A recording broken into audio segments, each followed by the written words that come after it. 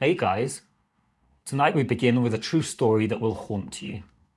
In 1140, a brilliant teacher named Peter Abelard was castrated by his student's uncle for daring to fall in love with her.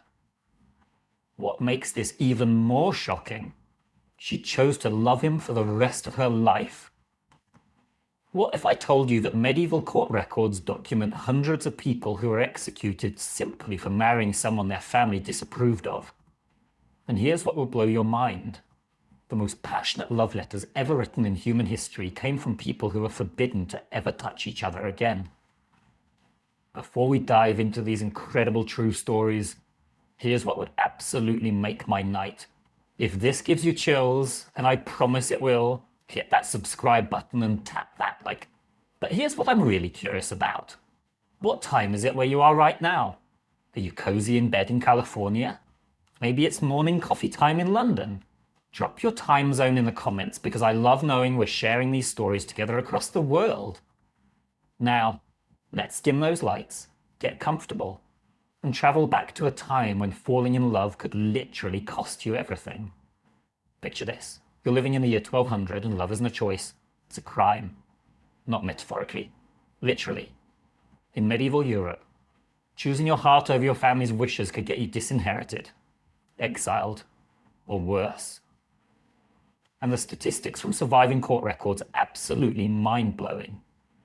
Historians who've studied thousands of medieval documents found that unauthorized marriages had devastating consequences for most people involved. Here's what completely shocked me when I first learned this. Medieval people didn't just risk embarrassment for love, they risked everything. Their families, their futures, sometimes their lives. And yet, they did it anyway. Again and again. Which makes you wonder, what kind of love could possibly be worth such incredible risk? Let me paint you a picture that will make your modern dating problems seem adorable. You're 14 years old, and yes, that was considered marriageable age, and your parents have just announced your engagement to someone you've never met. Maybe they're twice your age. Maybe they live hundreds of miles away. Maybe they don't even speak your language. But here's the part that would shock us today. Refusing wasn't really an option. This wasn't about compatibility or happiness. Marriage was business, pure and simple.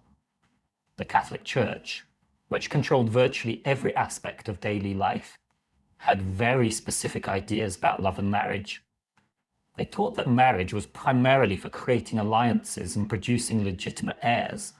St. Augustine, one of the church's most influential theologians, actually wrote that passionate love, even between married couples, could be spiritually dangerous because it distracted people from focusing on God. Think about it like this. Imagine if every romantic decision you made had to be approved by a board of directors who cared more about business partnerships than your emotional well-being. That was essentially medieval marriage. Your heart was considered a luxury that most people simply couldn't afford. But here's where human nature gets beautifully stubborn. The more something is forbidden, the more desperately people want it. Modern psychology calls this reactance theory. When we're told we can't have something, our desire for it actually intensifies. Medieval people didn't understand the science behind it, but they definitely felt the effects. The social class system made everything even more complicated. If you were a peasant, which about 90% of people were, and you fell in love with someone from the nobility, that wasn't just inappropriate social climbing. It was seen as an attack on the natural order that God himself had established. There are documented cases of severe punishments for people who dared to love above their station. Political marriages created their own special kind of heartbreak. Princesses and noble daughters were essentially bargaining chips used to secure treaties, prevent wars, or combine family lands.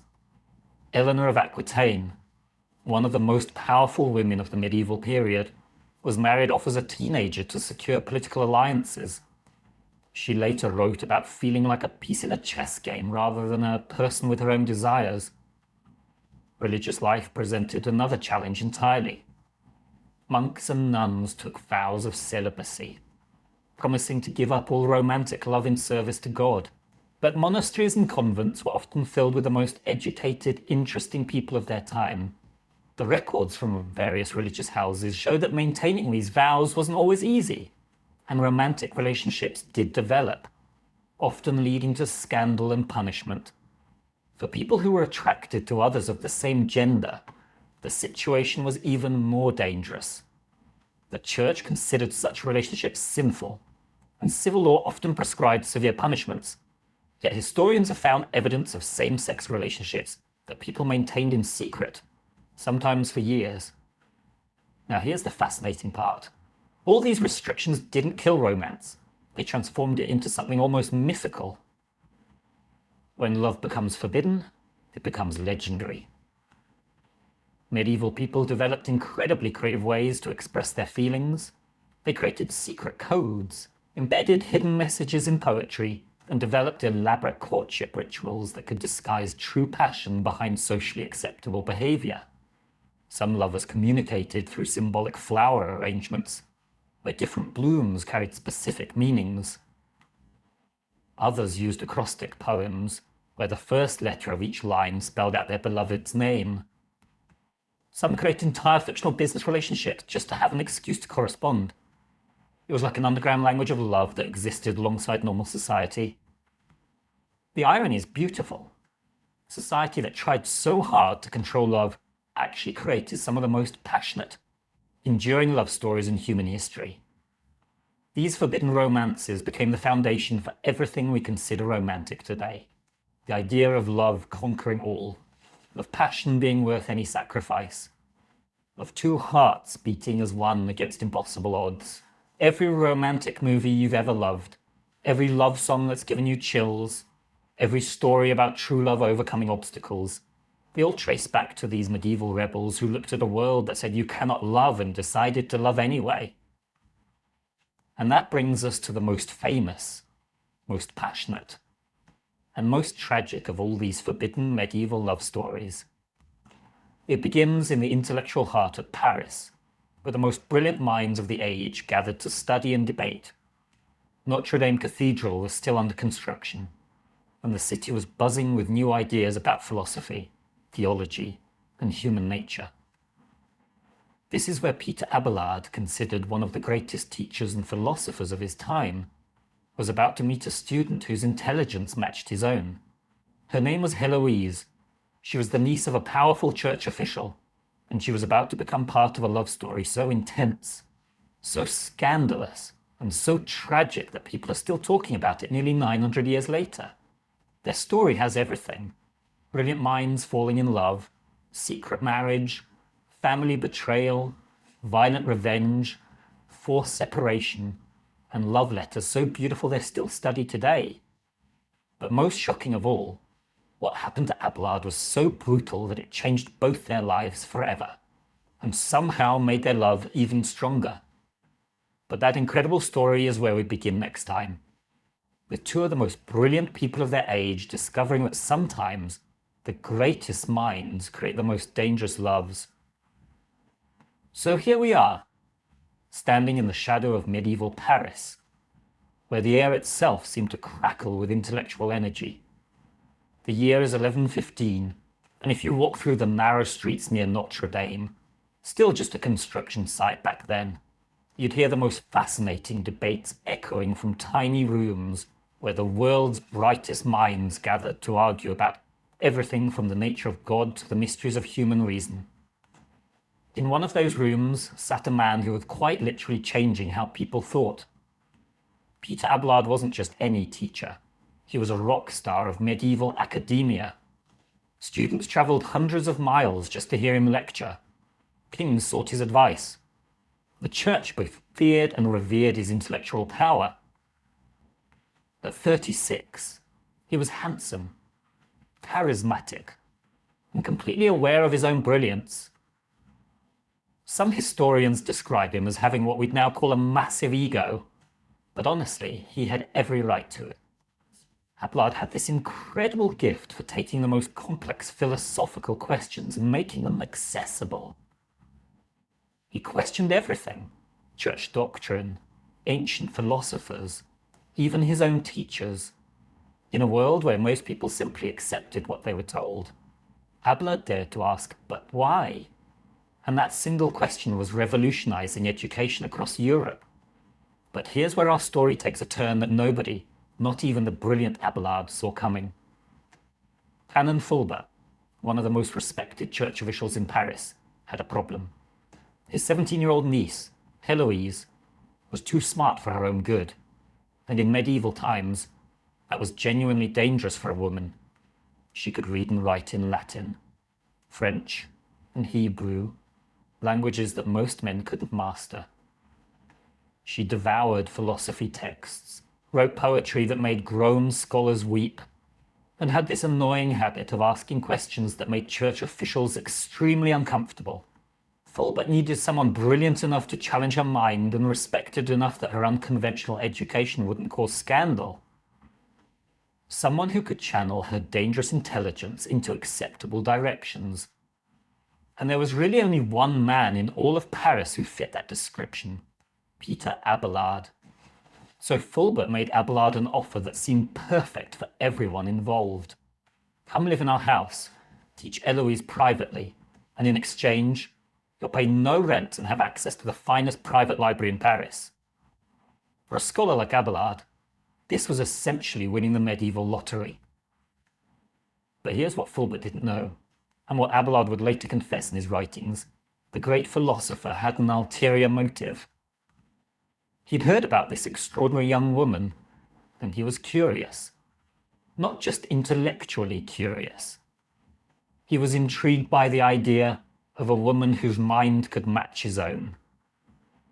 Their first lesson took place on a crisp autumn morning in 1115. Abelard later wrote about this moment with a detail that still gives me chills. He described walking into Fulbert's library and seeing Eloise for the first time, not her beauty, which contemporary accounts say was remarkable, but her eyes. He wrote that her eyes held a kind of intelligence that seemed to see straight through everything, including him. They began with Aristotle, moved to Augustine, debated the nature of universals and the problem of evil. But what started as intellectual discussion quickly became something much more dangerous. These weren't just teacher and student. These were two of the most brilliant minds of their generation discovering that intellectual connection could be the most intoxicating form of attraction imaginable. Abelard later admitted that he began creating excuses to extend their lessons. Heloise, for her part, started asking increasingly complex questions that required longer explanations. Their philosophical debates became literary discussions, which became personal conversations, which became something that neither of them had expected or prepared for. The beauty of their relationship was that it began in their minds before it ever touched their hearts. In a world where most marriages were arranged without the couple ever having a meaningful conversation, here were two people who fell in love with each other's thoughts first. But they were playing an incredibly dangerous game, and they both knew it. Abelard was supposed to be Heloise's teacher and spiritual guide. She was the beloved niece of a powerful church official. He was a man who'd taken informal vows of celibacy to pursue his academic career. She was expected to either marry someone of her uncle's choosing or enter a convent. What happened next is documented in their own letters, which survived because they're considered some of the most beautiful love letters ever written in any language. As winter turned to spring in 1116, their intellectual attraction became emotional, then physical. Abelard wrote that their lessons increasingly became excuses to spend time together. Their debates became conversations about everything except what they were really feeling.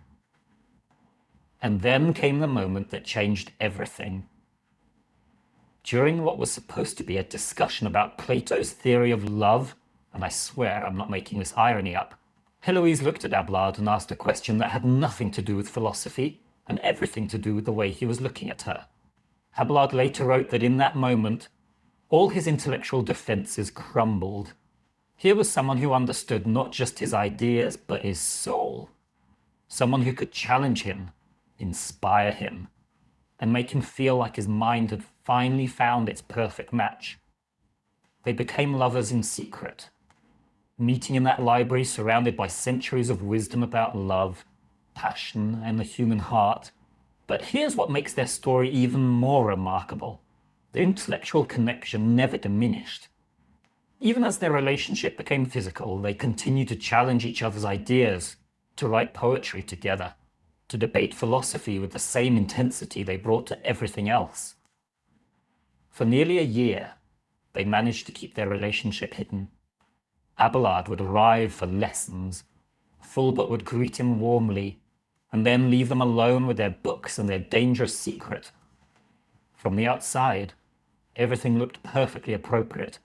Just a brilliant teacher and his exceptional student exploring the great questions of existence. Secrets this powerful have a way of revealing themselves.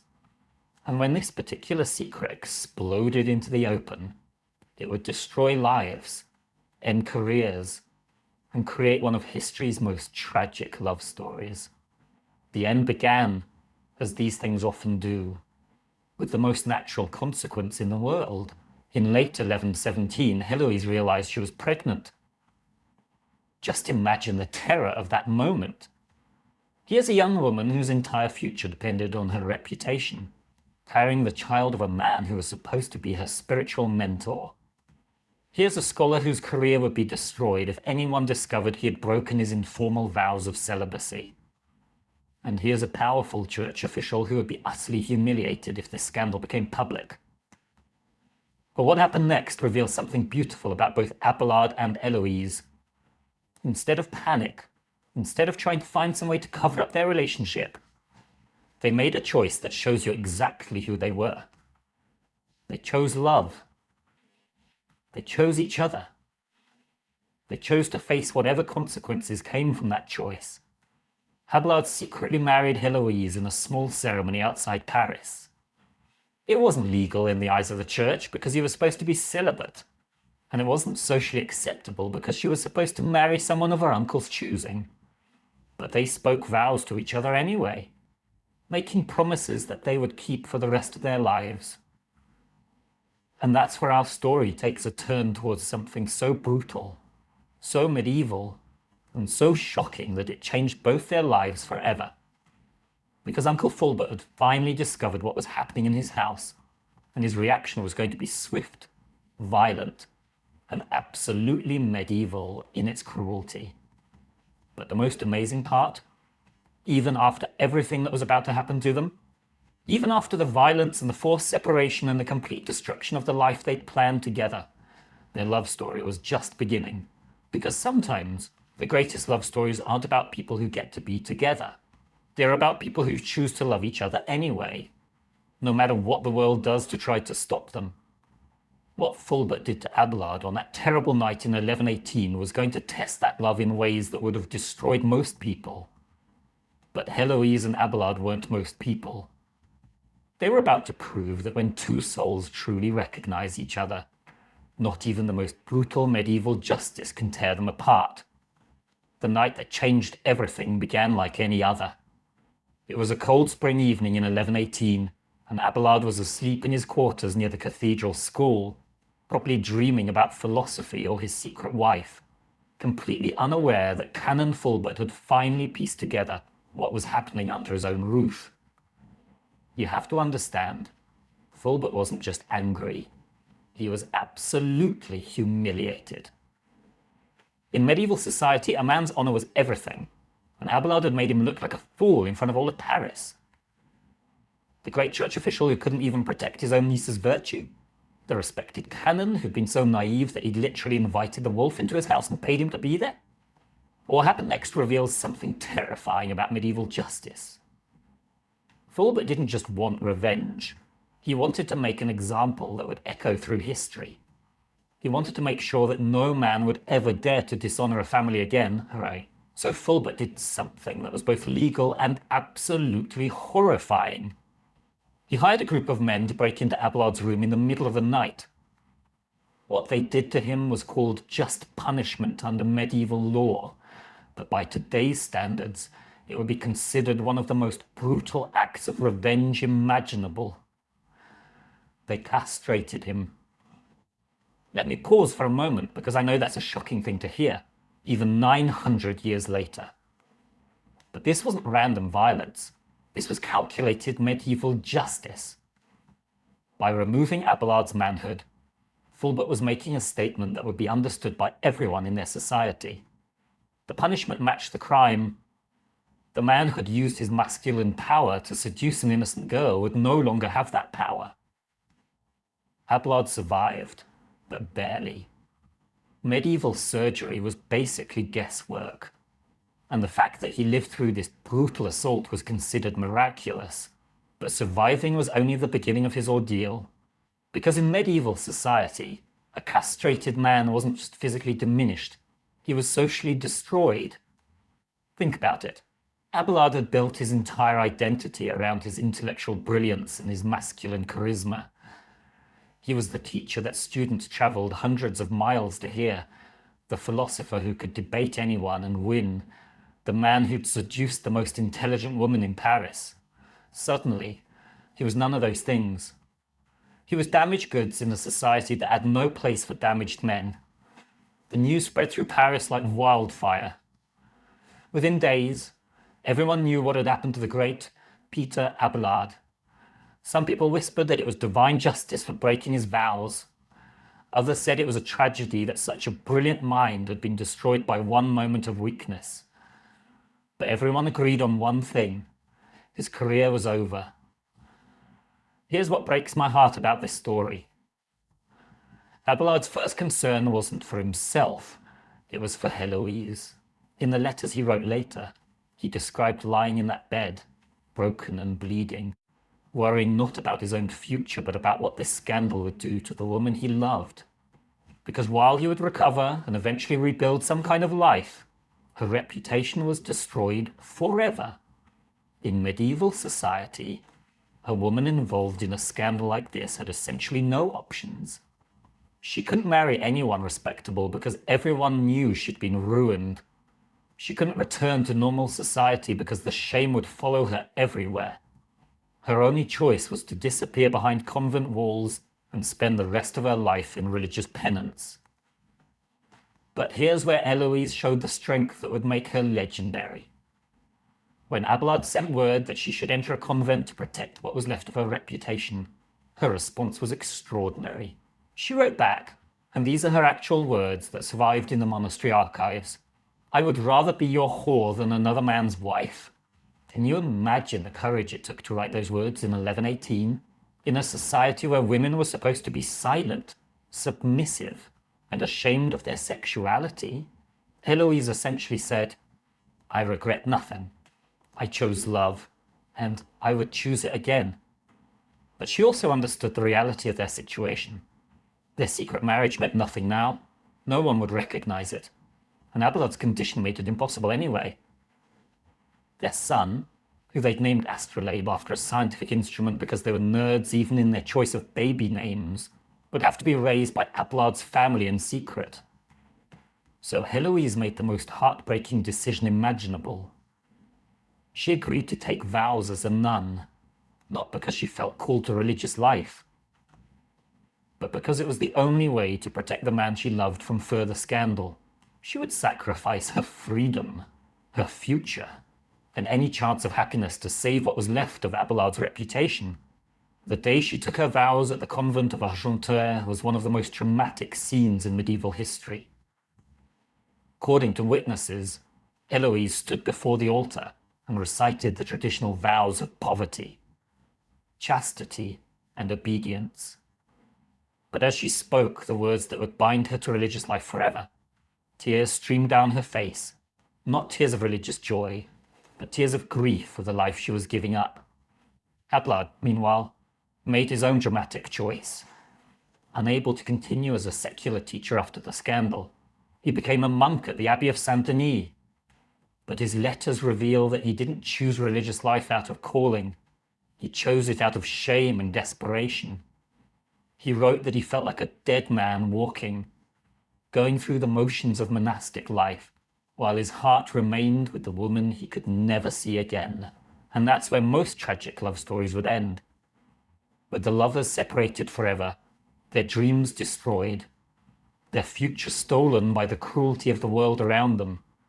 But Heloise and Ablard's story was just beginning a new chapter, one that would prove their love was stronger than physical separation, more enduring than social scandal, and more passionate than most people who get to spend their whole lives together. Because here's what their enemies didn't understand. When you take two brilliant minds that have recognized each other as soulmates and force them apart, you don't kill their love, you transform it into something almost supernatural. They began writing letters, not just any letters, but correspondence so beautiful, so intellectually rich, and so emotionally honest that they're still studied in universities today as the pinnacle of medieval literature. These weren't just love letters. They were philosophical treatises, theological debates, and emotional confessions all rolled into one. Heloise wrote to Abelard about her struggles with religious life, admitting that she performed her duties as a nun while her heart remained completely secular. She questioned church doctrine, challenged religious authority, and described her ongoing passion for a man she was supposed to have forgotten. Her letters reveal a woman of extraordinary honesty and intellectual courage. Abelard responded with equal emotional intensity, but also with the guilt and self-recrimination that would haunt him for the rest of his life. He blamed himself not just for what had happened to him, but for what had happened to her. He wrote that he would gladly suffer his punishment again if it meant she could have had a different life. But here's the most remarkable thing about their correspondence. It wasn't just about looking backward at what they'd lost. They continued to challenge each other intellectually, to debate theology and philosophy, to grow and learn together despite being physically apart. Their love had evolved beyond the physical into something that distance couldn't touch. Their letters were copied and shared throughout medieval Europe, becoming legendary even during their lifetimes. Other lovers read them for inspiration. Scholars studied them for their theological insights. Even church officials, who officially disapproved of their relationship, secretly admired the beauty of their writing. And that brings us to someone who would challenge everything we think we know about medieval love: power, and the choices women could make in a world designed to control them. Because while Heloise and Abelard were writing their hearts out from behind monastery walls, there was another woman who was rewriting the rules entirely.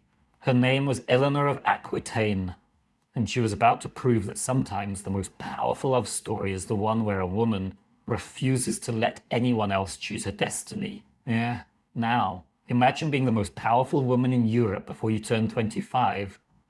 That was Eleanor of Aquitaine's reality. And trust me, she made the most of it in ways that scandalized the entire medieval world. Born in 1122, Eleanor inherited the Duchy of Aquitaine when she was just 15 years old, making her the wealthiest unmarried woman in Europe, virtually overnight. We're talking about lands that stretch from the Loire River to the Pyrenees, basically a third of modern-day France. In today's terms, she was like a teenage billionaire with her own army. And everyone, absolutely everyone, wanted to marry her. But here's what makes Eleanor's story so fascinating. She didn't just accept being treated like a prize to be won. From the very beginning, she made it clear that she intended to have a say in her own life, her own marriages, and yes, her own love affairs. And in a world where women were supposed to be seen and not heard, Eleanor's voice was about to echo through history and sin. Her first marriage was arranged before she could object. At 15, she was married to Louis XI of France, making her Queen of France while she was still practically a child. Now, Louis was a decent enough guy, devout, well-meaning, and completely overwhelmed by having a wife who was smarter, wealthier, and infinitely more charismatic than he was. Contemporary chronicles describe Louis as the kind of man who would have been perfectly happy as a monk. He was deeply religious, preferred prayer to politics, and had absolutely no idea what to do with a wife who had strong opinions about everything from military strategy to church reform. Eleanor, meanwhile, was bursting with energy, ambition, and ideas that her pious husband found both fascinating and terrifying. Their marriage lasted 15 years, and by all accounts, it was a study in fundamental incompatibility.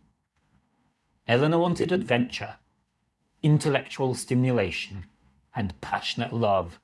Louis wanted peace, quiet, and a wife who would pray with him instead of challenging papal authority at dinner parties. It's almost comical how mismatched they were, like pairing a racehorse with a meditation teacher. But the real problem wasn't personality differences. The real problem was that after 15 years of marriage, Eleanor had given Louis only 2 daughters. No male heir. And in medieval politics, that was a catastrophe. The French court began whispering that maybe God was displeased with their union. Maybe the marriage was cursed. Maybe it was time for Louis to find a new wife who could give him sons. Eleanor, being Eleanor had a different interpretation. She decided that the problem wasn't divine displeasure. The problem was that she'd married the wrong man. And in 1152, she did something that shocked the entire medieval world. She divorced the King of France. Now, divorce in the 12th century wasn't like divorce today. You couldn't just file papers and split your assets. You had to prove that your marriage had never been valid in the first place, usually by claiming some distant blood relation that violated church law. Eleanor managed to get her marriage annulled on the grounds that she and Louis were related within the prohibited degree. Basically, they were distant cousins, which was technically against canon law, but had been conveniently overlooked when the marriage was politically useful. But here's the part that made everyone's jaw drop. Eleanor negotiated to keep all her lands. All of them. She walked away from her marriage to the King of France with her wealth, her titles, and her independence intact. In a world where divorced women usually ended up in convents with nothing, Eleanor essentially pulled off the greatest prenup in medieval history. And then, just 8 weeks after her divorce was finalized, she did something that sent shockwaves through every royal court in Europe. She married Henry Plantagenet, who was 11 years younger than her, dashingly handsome, and about to become King Henry II of England. The speed of this marriage was scandalous enough, but the choice of a husband was pure genius. Henry wasn't just young and attractive, he was ambitious, intelligent, and powerful enough to protect Eleanor's independence, while being secure enough not to be threatened by her strength. Plus, and this is where it gets deliciously complicated, marrying Henry meant that Eleanor's vast French territories would now belong to the English crown, making her ex-husband Louis's life extremely difficult. Medieval chroniclers had no idea what to make of Eleanor and Henry's relationship. Some called it a political alliance disguised as romance. Others whispered that it was pure physical attraction between 2 of the most charismatic people of their age. But Eleanor's own letters, the few that survived, suggest something even more interesting. She'd found her intellectual and emotional equal. Henry II was known for his explosive temper, his boundless energy, and his habit of wearing out multiple horses in a single day because he couldn't sit still. Eleanor matched him in every way. Where Louis had been overwhelmed by her personality, Henry was energized by it. They debated politics, planned military campaigns together, and created what was essentially a medieval power couple. The marriage produced 8 children, including the future King Richard the Lionheart and King John of Magna Carta fame. But more importantly, it created a partnership that redefined what was possible for women in positions of power. Eleanor didn't just marry Henry, she actively ruled alongside him, making decisions about everything from legal reform to international diplomacy. But here's where Eleanor's story gets even more remarkable. In 1173, when she was 51 years old and had been married to Henry for 21 years, she did something that would have been unthinkable for any other medieval woman. She led a revolt against her own husband. Henry had been having very public affairs, including one with a woman named Rosamond Clifford, who he'd installed in a palace and showered with gifts that should have gone to his queen. Eleanor had tolerated his infidelities for years, but when Henry began making decisions about their son's inheritance without consulting her, she'd had enough. So Eleanor organized her sons into a rebellion against their father. She personally traveled through Aquitaine, raising armies and securing alliances. Contemporary accounts describe her riding at the head of troops, wearing armor, and giving speeches that inspired fierce loyalty. At 51, she was literally leading a medieval feminist revolution disguised as a family feud. The rebellion failed, and Henry had Eleanor imprisoned for the next 16 years. But even in captivity, she remained a force to be reckoned with. She continued to influence politics through secret correspondence, maintained loyalty among her supporters, and waited for her chance to reclaim her power. When Henry died in 1189, Eleanor was released by her son Richard, who immediately recognized that he needed his mother's political expertise. At 67, an age when most medieval women were considered ancient, Eleanor embarked on the most adventurous period of her life. She traveled across Europe arranging marriages, negotiating treaties, and at one point, personally journeyed to Sicily to escort her granddaughter to Spain for a royal wedding. But perhaps the most telling story about Eleanor comes from the very end of her life. When she was nearly 80 years old, she learned that her grandson, Prince Arthur, was being threatened by King John. Despite her advanced age, Eleanor personally led a military campaign to protect the boy, besieging a castle and negotiating his release through sheer force of personality. Eleanor's approach to love was revolutionary because she insisted on being an equal partner in all her relationships. She refused to be a passive recipient of male protection or decision-making. She loved passionately, but on her own terms. And when love disappointed her, she didn't retreat into wounded silence. She took action to change her circumstances.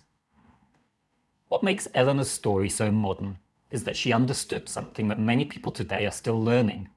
Love and power don't have to be mutually exclusive. You can be passionate and political, romantic and strategic, vulnerable and strong.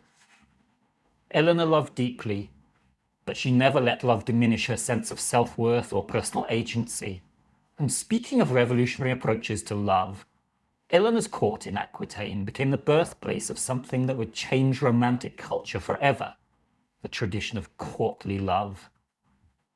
But what most people don't know about courtly love is that it was essentially an elaborate game, where knights would fall in love with married women they could never have, creating some of the most passionate and impossible relationships in medieval history. Dara, welcome to the most bizarre dating system ever invented by human beings.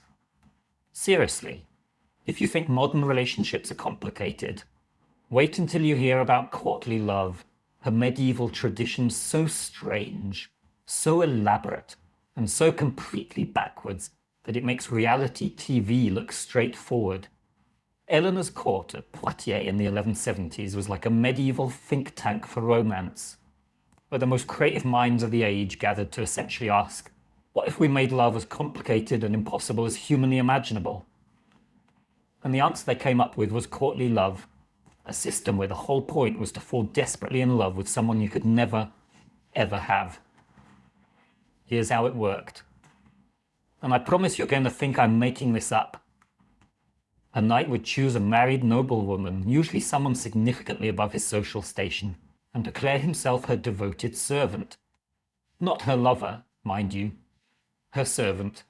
He would then spend years, sometimes decades, performing elaborate acts of devotion to prove his worth, knowing full well that his love would never be consummated. The rules were incredibly specific, almost like a medieval dating app with the world's most frustrating terms of service. The Andreas Capellanus, who wrote The Art of Courtly Love around 1184, laid out 31 official rules that included gems like marriage is no real excuse for not loving, No one can be bound by a double love. And my personal favourite, a true lover is constantly and without intermission possessed by the thought of his beloved. Think about that for a moment. They created a system where being miserable was the whole point, where unrequited love wasn't a bug, it was a feature. Where the greatest romantic achievement was to love someone so purely that you never even tried to win them. But here's what makes courtly love fascinating rather than just masochistic. It was actually a form of emotional and intellectual rebellion disguised as entertainment. In a world where marriages were business arrangements and women had no choice in their romantic destinies, courtly love created a space where emotions could be explored, where women could hold power over men, and where love could exist purely for its own sake. Let me tell you about Chrétien de Troyes, one of the most famous courtly love poets, who wrote for Eleanor's court. His stories about knights like Lancelot weren't just entertainment, they were revolutionary propaganda. In his tales, the greatest knights in the world would abandon honor, duty, and common sense for love. Lancelot literally walked across the sword bridge to reach Guinevere, choosing love over his own safety. In a society that valued masculine strength and military prowess above all else, these stories suggested that emotional vulnerability might actually be the highest form of courage. The women in these relationships held unprecedented power. A knight's lady could demand anything of him, that he fight in tournaments wearing her colours, that he write her poetry, that he undertake dangerous quests just to prove his devotion. Marie de Champagne, Eleanor's daughter, reportedly held courts of love where noble women would hear cases about romantic disputes and render judgments about proper courtly behaviour. But here's where it gets really interesting. Some of these relationships, despite all the rules about impossibility and purity, became genuinely passionate affairs that lasted for decades.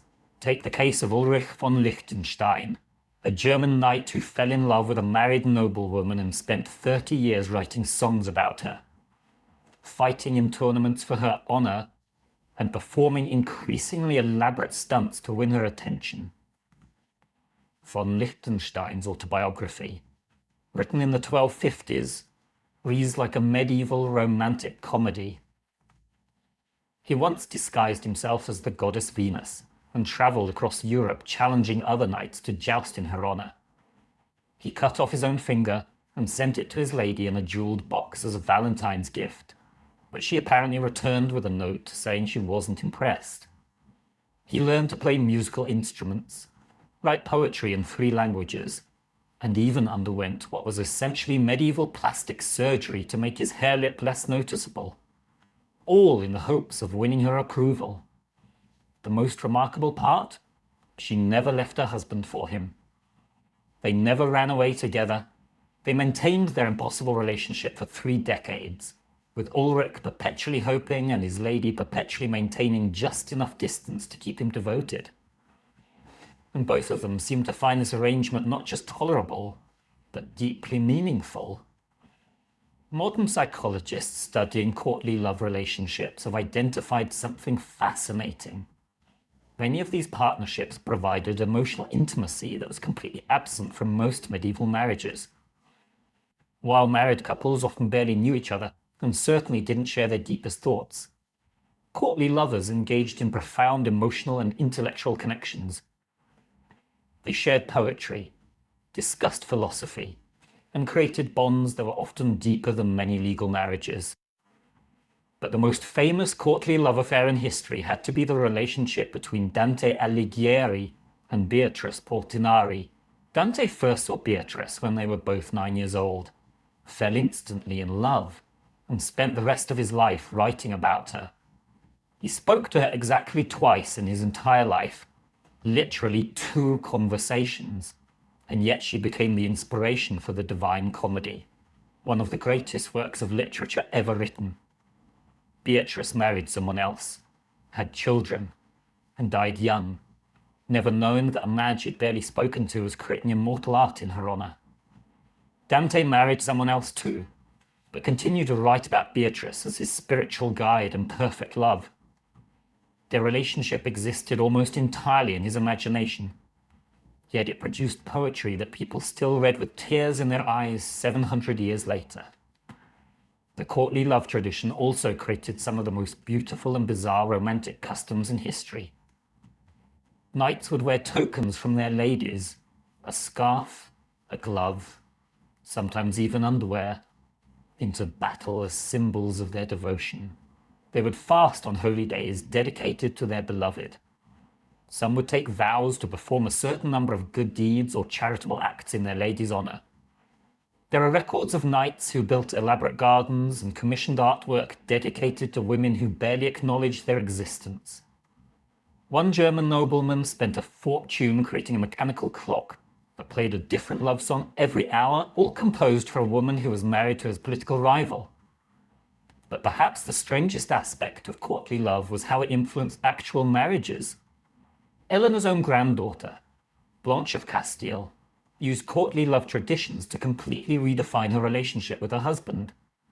Louis VIII of France, instead of accepting the typical distant, formal royal marriage, she insisted that Louis court her as if she were an unattainable lady. They wrote each other love poetry, exchanged romantic gifts, and maintained the rituals of courtly love even after 20 years of marriage and 8 children. The tradition spread throughout Europe, creating a culture where romantic expression became an art form. Courts competed to host the most elaborate romantic festivals. Nobles commissioned love songs like we might commission wedding photographers. The entire concept of romantic chivalry, opening doors, sending flowers, writing love letters, traces back to these medieval attempts to make love both impossible and eternal. And that brings us to perhaps the most heartbreaking example of courtly love put into practice, the real-life Romeo and Juliet stories that inspired Shakespeare centuries later. Because while courtly love was supposed to remain purely theoretical, some people took it to its logical conclusion, choosing death over life without their impossible beloved. These weren't fictional tragedies. They were real people who loved so completely that they made the ultimate sacrifice, creating stories so powerful that we're still telling them today. There's something you need to know about Romeo and Juliet. Shakespeare didn't invent that story. He borrowed it from real medieval lovers whose tragedies were so devastating, so emotionally powerful, that people have been just telling them for centuries before the bard ever put quill to paper. The most haunting of these true stories comes from 13th century Verona. Yes, the same Verona where Shakespeare would eventually set his play. But this wasn't fiction. This was the documented tragedy of Mariotto and Giannozza, whose love affair was recorded in the chronicles of Fra Gerardo Baldieri in 1281, nearly 300 years before Shakespeare was born.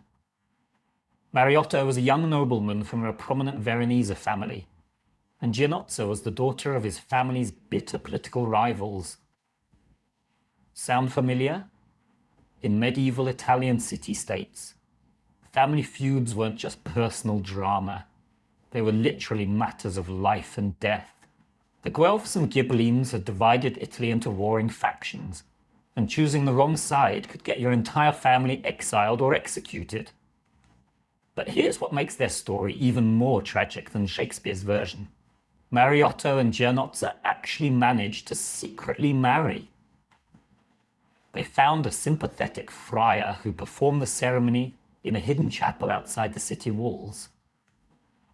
For 3 months, they maintained their impossible love affair, meeting in secret, sharing stolen moments, and believing they could somehow make their love work despite the hatred between their families. Then Mariotto killed Giannozza's cousin in a street fight. It wasn't planned, it wasn't premeditated. It was just the kind of sudden violence that erupted constantly between feuding families. But the result was catastrophic. Mariotto was banished from Verona immediately, and Giannozza's family, not knowing about the secret marriage, announced her engagement to a wealthy merchant from Florence. What happened next reads like the most heartbreaking love letter ever written. Giannozza sent a message to Mariotto through the same friar who had married them, begging him to return for her. She wrote, and these words survived in the monastery records: "I would rather die as your wife than live as another man's bride." If you love me as you have sworn, you will find a way to save me from this fate worse than death. Mariotto's response was immediate and desperate. He began the dangerous journey back to Verona, knowing that if he was caught within the city walls, he would be executed on sight. But love made him willing to risk everything. He disguised himself as a pilgrim, travelled mostly at night, and managed to reach the outskirts of Verona just as Gianozza's wedding preparations were beginning. But here's where their story takes a turn that's somehow even more tragic than Romeo and Juliet. Gianozza had convinced the same friar to give her a sleeping potion that would make her appear dead, allowing her to escape the arranged marriage and flee with Mariotto. The plan was simple: fake her death, have Mariotto rescue her from the tomb, and escape together to start a new life somewhere far from their feuding families. The potion worked perfectly. Gianozza appeared to die suddenly, and her family, grief-stricken, prepared for her burial. But the message telling Mariotto that her death was fake never reached him. A messenger was intercepted by rival family guards, and Mariotto learned of Gianozza's death from a stranger who had no idea about their secret plan. What Mariotto did next shows you the kind of love that medieval people were capable of. Instead of fleeing to safety, instead of accepting that fate had defeated them, he broke into the family tomb where Gianozza was laid out in her wedding dress, apparently dead. The records from the City Watch described finding Mariotto's body the next morning, slumped over Gianozza's tomb, an empty vial of poison in his hand. He had chosen to die rather than live without her. But the most heartbreaking detail: Gianozza's body was found beside his, and she'd clearly awakened from the sleeping potion. The evidence suggested that she had woken up, found Mariotto dead beside her, and taken the same poison that had killed him. They died within hours of each other, victims of a communication failure that would have been tragic in any century but was absolutely devastating in an age before reliable messaging systems. But their story doesn't end with their deaths. The discovery of their bodies, along with the love letters found in Mariotto's possession, revealed their secret marriage to both families. The shock of realizing that their children had died for love, and that their family feud had destroyed two innocent lives, led to something unprecedented: the first recorded peace treaty between feuding Italian noble families. The Boldieri Chronicle records that both families, overwhelmed by grief and guilt, agreed to end their generations-long conflict. They established a joint charitable foundation in Mariotto and Gianozza's memory, and their story became a cautionary tale that spread throughout northern Italy about the cost of family hatred. But they weren't the only real-life Romeo and Juliet. The medieval period is filled with documented cases of young lovers who chose death over separation. In 1200s France, there was the tragedy of Pierre de Lusignan and Melisande de Tripoli, two young nobles whose families were on opposite sides of a crusader political dispute. When their secret marriage was discovered, Pierre was sent on a dangerous mission to the Holy Land that everyone knew was essentially a death sentence. Melisande died of grief within weeks of his departure, and Pierre, learning of her death, deliberately sought death in battle against overwhelming odds.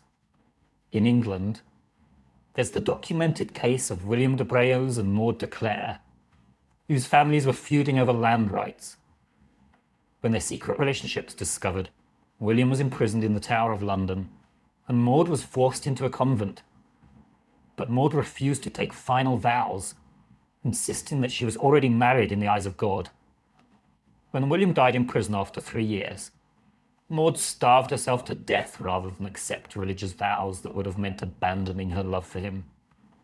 These stories spread through medieval Europe like wildfire, copied by scribes, retold by travelling minstrels, and adapted into different languages and cultures.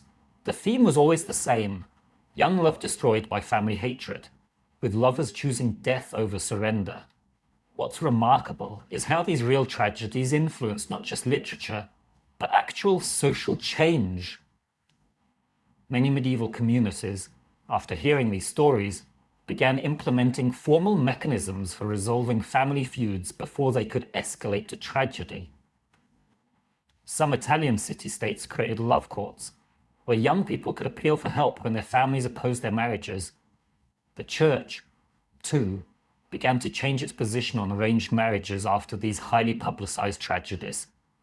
While they couldn't openly oppose family authority, church officials began quietly providing sanctuary for young people fleeing forced marriages. And some progressive theologians argued that marriages without genuine consent were invalid in the eyes of God.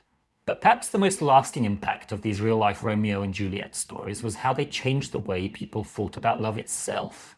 Before these tragedies, romantic love was often seen as a luxury or an entertainment. After these stories spread, love began to be seen as a force so powerful that it could inspire the ultimate sacrifice, so sacred that dying for it was considered noble rather than foolish.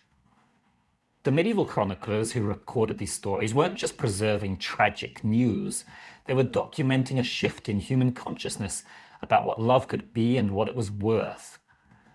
And this brings us to something that might surprise you. While these cross-family love stories were capturing everyone's imagination, there was an entirely different kind of forbidden love happening that was even more dangerous, even more hidden, and in many ways even more revolutionary. Because the medieval period wasn't just about noble families feuding over politics.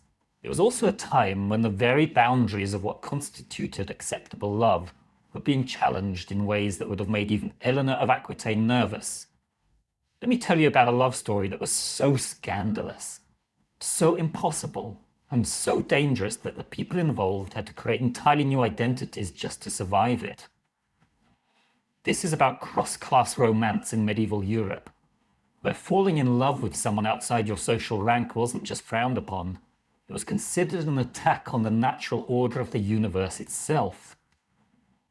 Medieval society was built on what they called the Great Chain of Being, a cosmic hierarchy that placed everyone in their proper place, from God at the top down to peasants at the bottom. Moving up or down this chain wasn't just socially unacceptable, it was literally considered sinful.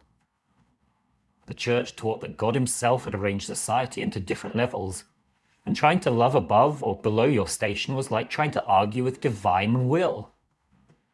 But here's what the church and the nobility didn't count on. Human hearts don't care about cosmic hierarchies. The most extraordinary example comes from 13th century England, documented in the court records of King Edward I.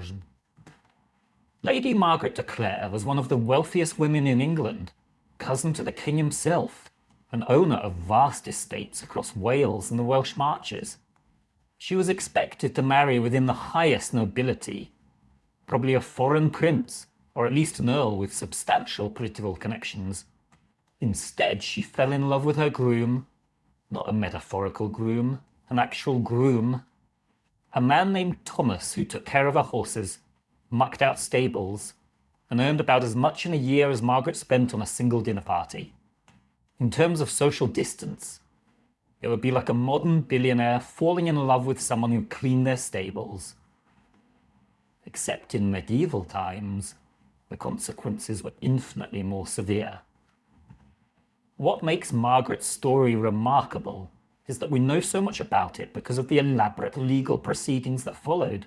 When their secret marriage was discovered in 1290, it created a crisis that went all the way up to the king. The marriage was considered so outrageous that it threatened the stability of the entire social system. But here's the part that gives me chills. Margaret and Thomas had been secretly married for 3 years before anyone found out. 3 years of Margaret pretending to be considering various noble suitors while actually living as the wife of a man who was, by all social standards, completely beneath her notice. The court records reveal how they managed it. Margaret would send Thomas on errands to her various estates, and then travel separately to meet him. They had created an entire network of servants and minor clergy who helped maintain their secret. Margaret even had a fake seal made so that Thomas could send her official correspondence that wouldn't arouse suspicion. When the truth came out, the reaction was swift and brutal. King Edward declared their marriage invalid and ordered Thomas imprisoned for corrupting a woman of noble blood. But Margaret did something that shocked the entire medieval world. She refused to renounce her husband. Standing before a court of bishops and nobles, Margaret declared, looked the king himself in the eye and said, and this is recorded in the official court transcript, "I chose love over station, my heart over my heritage, and I would make the same choice again, even knowing the cost." For a woman to speak to the king that way was unprecedented. For a noble woman to defend her marriage to a servant was revolutionary. The punishment was severe. Margaret was stripped of most of her lands and titles, and Thomas was exiled from England permanently. But here's what's beautiful about their story. They went into exile together. Margaret chose poverty and scandal over wealth and respectability, and they lived the rest of their lives as commoners in France, reportedly happier than most nobles who married for political advantage. But cross-class romance wasn't always about noble women marrying down. Sometimes it was about people rising so far above their birth that they could challenge the system entirely. Take the case of Jacques Coeur, who started as the son of a furrier in the French town of Bourges and became one of the wealthiest men in Europe through trade and banking. In 1444, Jacques fell in love with Agnes Sorel, who was not only far above his original station, but was also the official mistress of King Charles VII of France. By all rights, a merchant's son shouldn't even have been able to speak to the king's favourite, let alone court her. But Jacques had become so wealthy and powerful that he could essentially buy his way into the highest levels of society. Their relationship was a perfect example of how love could completely upset medieval social calculations. Here was a woman who was technically of noble birth, but whose position depended entirely on royal favour, and a man who was technically a commoner, but who controlled more wealth than most dukes. Neither of them fit neatly into the traditional social hierarchy, so they created their own rules. The affair between Jacques and Agnes lasted for nearly 5 years and produced some of the most beautiful love poetry of the medieval period. Jacques commissioned artists to create illuminated manuscripts filled with coded love messages, and Agnes reportedly wore jewelry that spelled out his name in precious stones arranged in specific patterns. But this story also reveals the deadly politics of cross-class love. When Agnes died suddenly in 1450, Jacques was immediately accused of poisoning her, not because there was any evidence, but because the idea of a merchant's son having a relationship with the king's mistress was so threatening to the established order that people needed to believe it had ended in betrayal. Jacques was convicted in absentia and fled to Rome, where he spent the rest of his life in exile. Modern historians have found no evidence that he was guilty of anything except loving above his station, but in medieval terms, that was crime enough. Perhaps the most touching cross-class love story comes from the records of a German monastery in the 1200s. Brother Friedrich was a monk from the noble family who'd taken religious vows, and Anna was a peasant woman who worked in the monastery kitchens. They fell in love over conversations about theology. Apparently Anna was largely illiterate, but had an extraordinary natural intelligence that fascinated the educated monk. Their relationship lasted for over a decade without being discovered, partly because religious life provided perfect cover for their meetings. Friedrich would accidentally visit the kitchens when he needed to discuss monastery business, and Anna would find excuses to deliver meals to the scriptorium, where Friedrich worked on illuminated manuscripts. But what makes their story unique is that they never tried to leave the monastery or abandon their respective roles. Instead, they created a relationship that existed entirely within the constraints of their impossible situation. Friedrich taught Anna to read Latin by carving letters into wooden scraps that she could study while working. Anna shared her knowledge of herbal medicines and folk wisdom, which Friedrich incorporated into his theological writings. When their relationship was finally discovered, the abbot faced an unprecedented situation. Friedrich was from a family that had donated heavily to the monastery, and Anna was considered irreplaceable because of her skills in managing the kitchen and herb garden. Instead of the usual punishment of expulsion and excommunication, the abbot made an extraordinary decision. He allowed them to continue their relationship, but only under strict religious supervision. Friedrich and Anna were permitted to meet once weekly in the presence of the abbot, where they could discuss theology and share their intellectual connection, but any physical relationship was strictly forbidden. They maintained this arrangement for over 20 years, creating what was essentially the medieval equivalent of a supervised intellectual romance. Their weekly conversations were recorded by monastery scribes and reveal a relationship of extraordinary depth and tenderness. They discussed everything from the nature of divine love to practical questions about growing medicinal herbs. Friedrich wrote that Anna had taught him more about God's presence in daily life than all his theological education. And Anna reportedly said that Friedrich had shown her that learning could be a form of worship.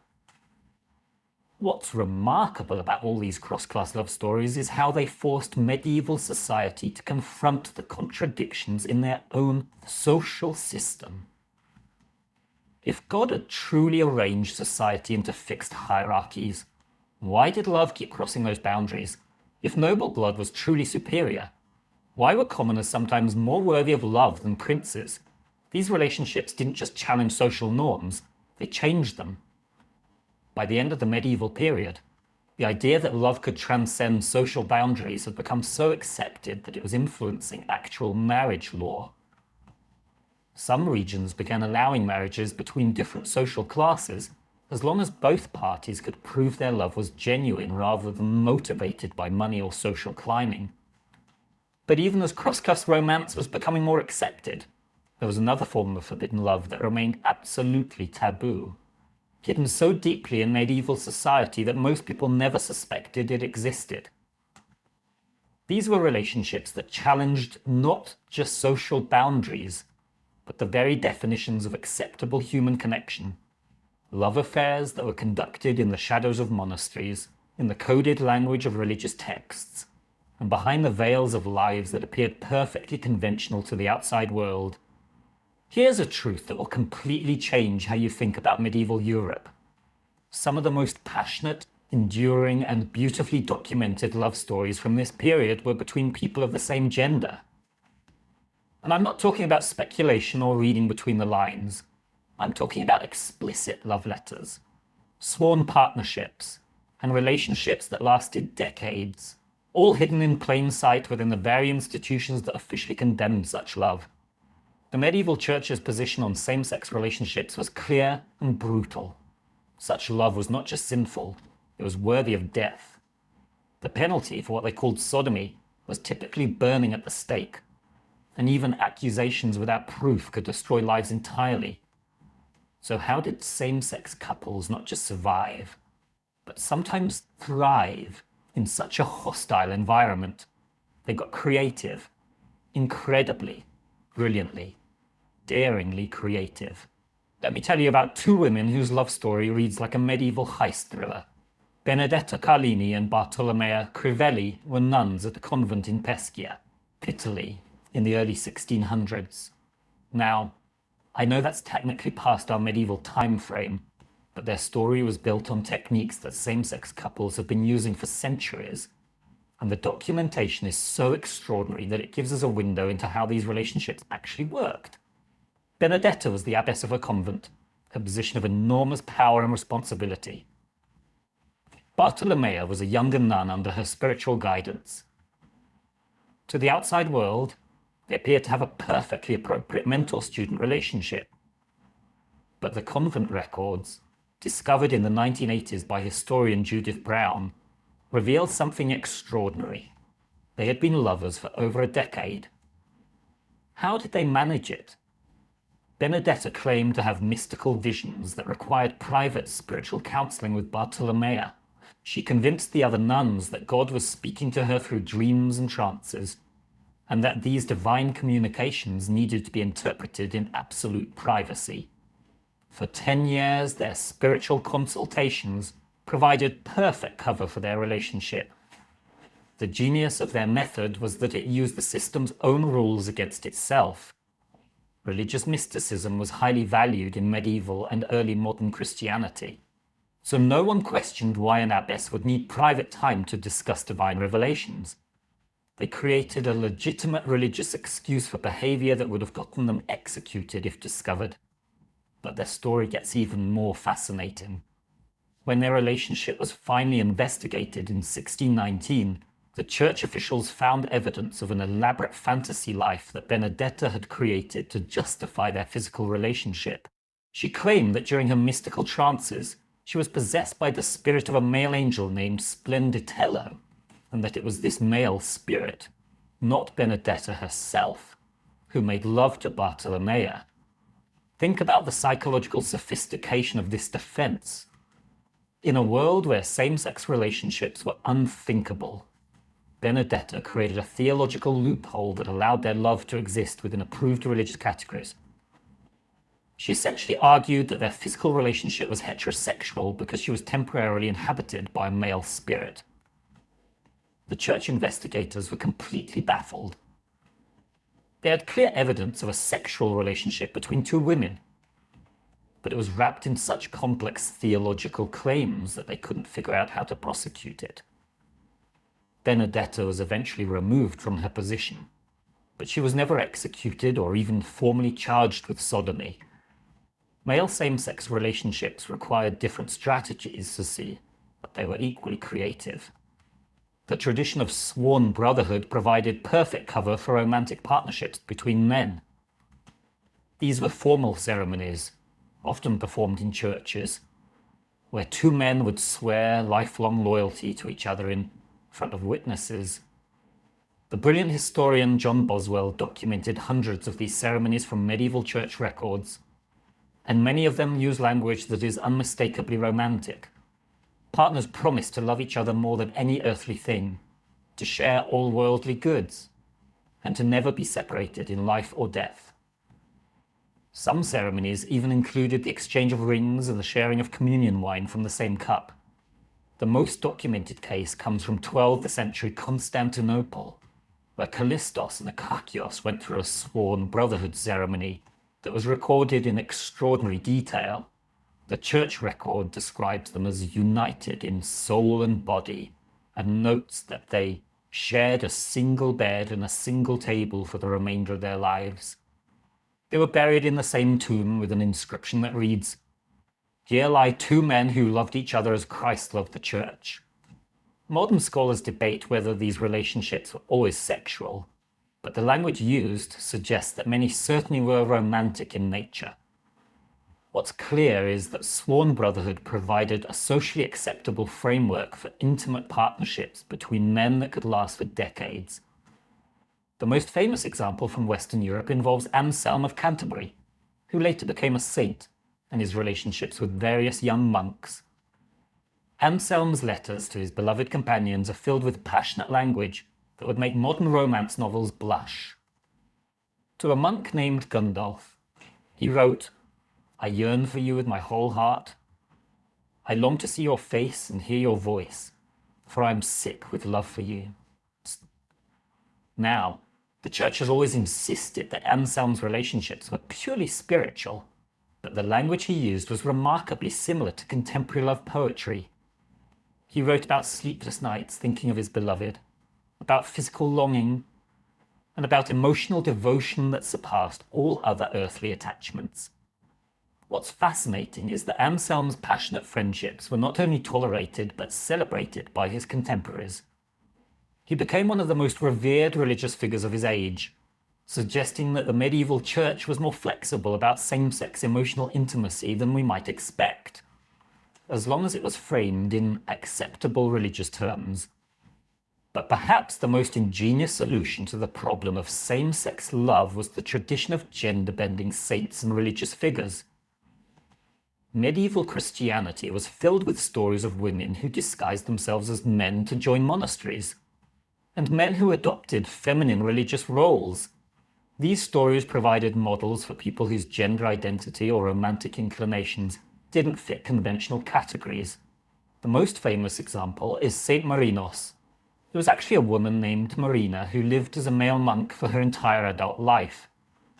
Marina fell in love with another monk, and they maintained a romantic relationship for over 20 years, with Marina's true gender remaining secret until after her death. When her identity was revealed, instead of being condemned, she was declared a saint for her devotion to religious life. These gender-bending saints weren't just fictional characters. They were often based on real people who had found ways to live authentic lives within the constraints of their society. The fact that their stories were preserved and celebrated suggests that medieval people were more accepting of gender and sexual diversity than official church doctrine would suggest. The survival strategies used by same-sex couples in medieval times were remarkably sophisticated. They created support networks within religious communities, developed coded languages for expressing their feelings, and found ways to live together openly while maintaining plausible explanations for their relationships. Some male couples became business partners, sharing households and financial resources in ways that looked perfectly normal to outsiders. Some women entered convents together, where they could live in the same community for their entire lives without anyone questioning their intense friendship. Some people adopted opposite gender religious personas that allowed them to express their true identity within acceptable spiritual frameworks. What's most remarkable is that many of these relationships were not just tolerated but celebrated within their communities. Medieval people seemed to understand that love could take many forms, and as long as those forms could be expressed within socially acceptable frameworks, they were often embraced rather than condemned. These hidden love stories reveal something beautiful about human resilience and creativity. When love is forbidden, people don't stop loving. They just get better at hiding it, protecting it, and finding ways to make it survive in hostile environments. And that brings us to perhaps the most complex and dangerous form of forbidden love in medieval times. Relationships that crossed not just social boundaries or gender expectations, but religious ones as well. Because while Christian Europe was officially at war with Muslim Spain and the Holy Land, individual hearts were creating connections that transcended the greatest ideological divide of the medieval world. Imagine loving someone so deeply that you're willing to risk not just your life, but your eternal soul. That was the reality for people who fell in love across religious boundaries in medieval Europe. But interfaith romance wasn't just socially unacceptable. It was considered heresy punishable by excommunication, exile, or death. The medieval world was defined by religious conflict. The Crusades had been raging for centuries. Christian armies were fighting Muslim forces in Spain, and the church taught that followers of different faiths were literally enemies of God. In this context, falling in love with someone from another religion wasn't just crossing a social line, it was crossing into enemy territory. But here's what makes these stories so extraordinary. They happened anyway. And some of the most passionate, most documented, and most influential love stories of the medieval period were between Christians, Muslims, and Jews who chose love over the deepest divisions of their time. The most famous example comes from 12th century Al-Andalus, a region of Muslim Spain that was a remarkable melting pot of Christian, Muslim, and Jewish cultures. This is where we find the love story of Diego López de Haro, a Christian knight from northern Spain, and Zaida, a Muslim princess from Seville. Diego was supposed to be fighting Muslims, not falling in love with them. He was part of the Christian Reconquista, a centuries-long campaign to drive Muslim rulers out of Spain. But when he was captured during a raid in 1086 and brought to Seville as a prisoner, something unexpected happened. He met Zaida, daughter of the Muslim king Al-Mutamid, and their attraction was immediate and overwhelming. What makes their story remarkable is that we have documentation from both Christian and Muslim sources, giving us a rare glimpse into how interfaith romance was viewed from different perspectives. The Christian chronicles describe Diego as a noble knight who was bewitched by Saracen beauty, while the Muslim accounts speak of Zaida as a princess who lost her reason to Christian charms. Their relationship began as a typical captor-captive dynamic, but quickly evolved into something much deeper. Zaida spoke Arabic, Latin, and the Romance vernacular that would become Spanish. Diego was educated in theology and philosophy.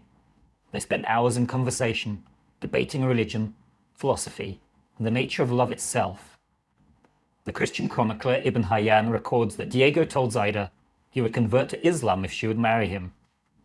But Zaida, in a response that shows remarkable theological sophistication, reportedly said, "I will not ask you to abandon your God for me, because a man who would betray his faith for love might someday betray love for something else." Instead, they created something unprecedented, a relationship that honored both their religious traditions. Diego remained Christian, Zaida remained Muslim, but they found ways to share their spiritual lives without compromising their core beliefs. They would pray at the same times, facing different directions. They studied each other's religious texts. They created rituals that incorporated elements from both faiths. For 3 years, this impossible relationship flourished in secret. Diego was technically still a prisoner, but he lived more like a guest in the palace. Zaida arranged for him to have his own quarters, access to books, and freedom to move throughout the city. To outside observers, he appeared to be a valuable hostage being treated well for political reasons. But their story takes a heartbreaking turn that illustrates exactly why interfaith love was so dangerous. In 1089, Christian forces launched a major offensive against Seville. Diego was faced with an impossible choice: warn his beloved and her family about the impending attack, or remain loyal to his Christian compatriots who were planning to destroy everything she held dear. Diego chose love over loyalty. He warned Zaida's father about the Christian battle plans, allowing the Muslim forces to prepare an effective defense. The Christian attack failed, but Diego's betrayal was discovered. He was declared a traitor by his own people and could never return to Christian lands. But the Muslim court also became suspicious of Diego's loyalties. If he could betray Christians for love, might he not also betray Muslims for some other reason? The very act that proved his devotion to Zaida also made him an outsider in both communities. The solution they found was as creative as it was desperate. Diego and Zaida fled together to the borderlands between Christian and Muslim territories, where they lived as traders and interpreters. Their knowledge of both cultures and languages made them valuable to merchants and diplomats who needed to cross religious boundaries for business. For over a decade, they lived in this liminal space between worlds, belonging fully to neither but creating their own unique life together. Their children were raised to understand both Christian and Muslim traditions, and some of the earliest examples of truly multicultural education in medieval Europe came from families like theirs. But perhaps the most remarkable interfaith love story comes from the First Crusade itself, documented in multiple chronicle sources. Robert of Normandy, one of the leaders of the Crusade, fell in love with a Muslim woman named Kaboga during the siege of Antioch in 1098. This relationship was scandalous beyond belief. Robert was literally leading a holy war against Islam, and Kaboga was the daughter of the Muslim commander defending the city. Their love affair began during a temporary truce and continued even as their respective armies were fighting around them. The Crusade Chronicles described secret meetings between Robert and Kaboga in a ruined church between the two armies.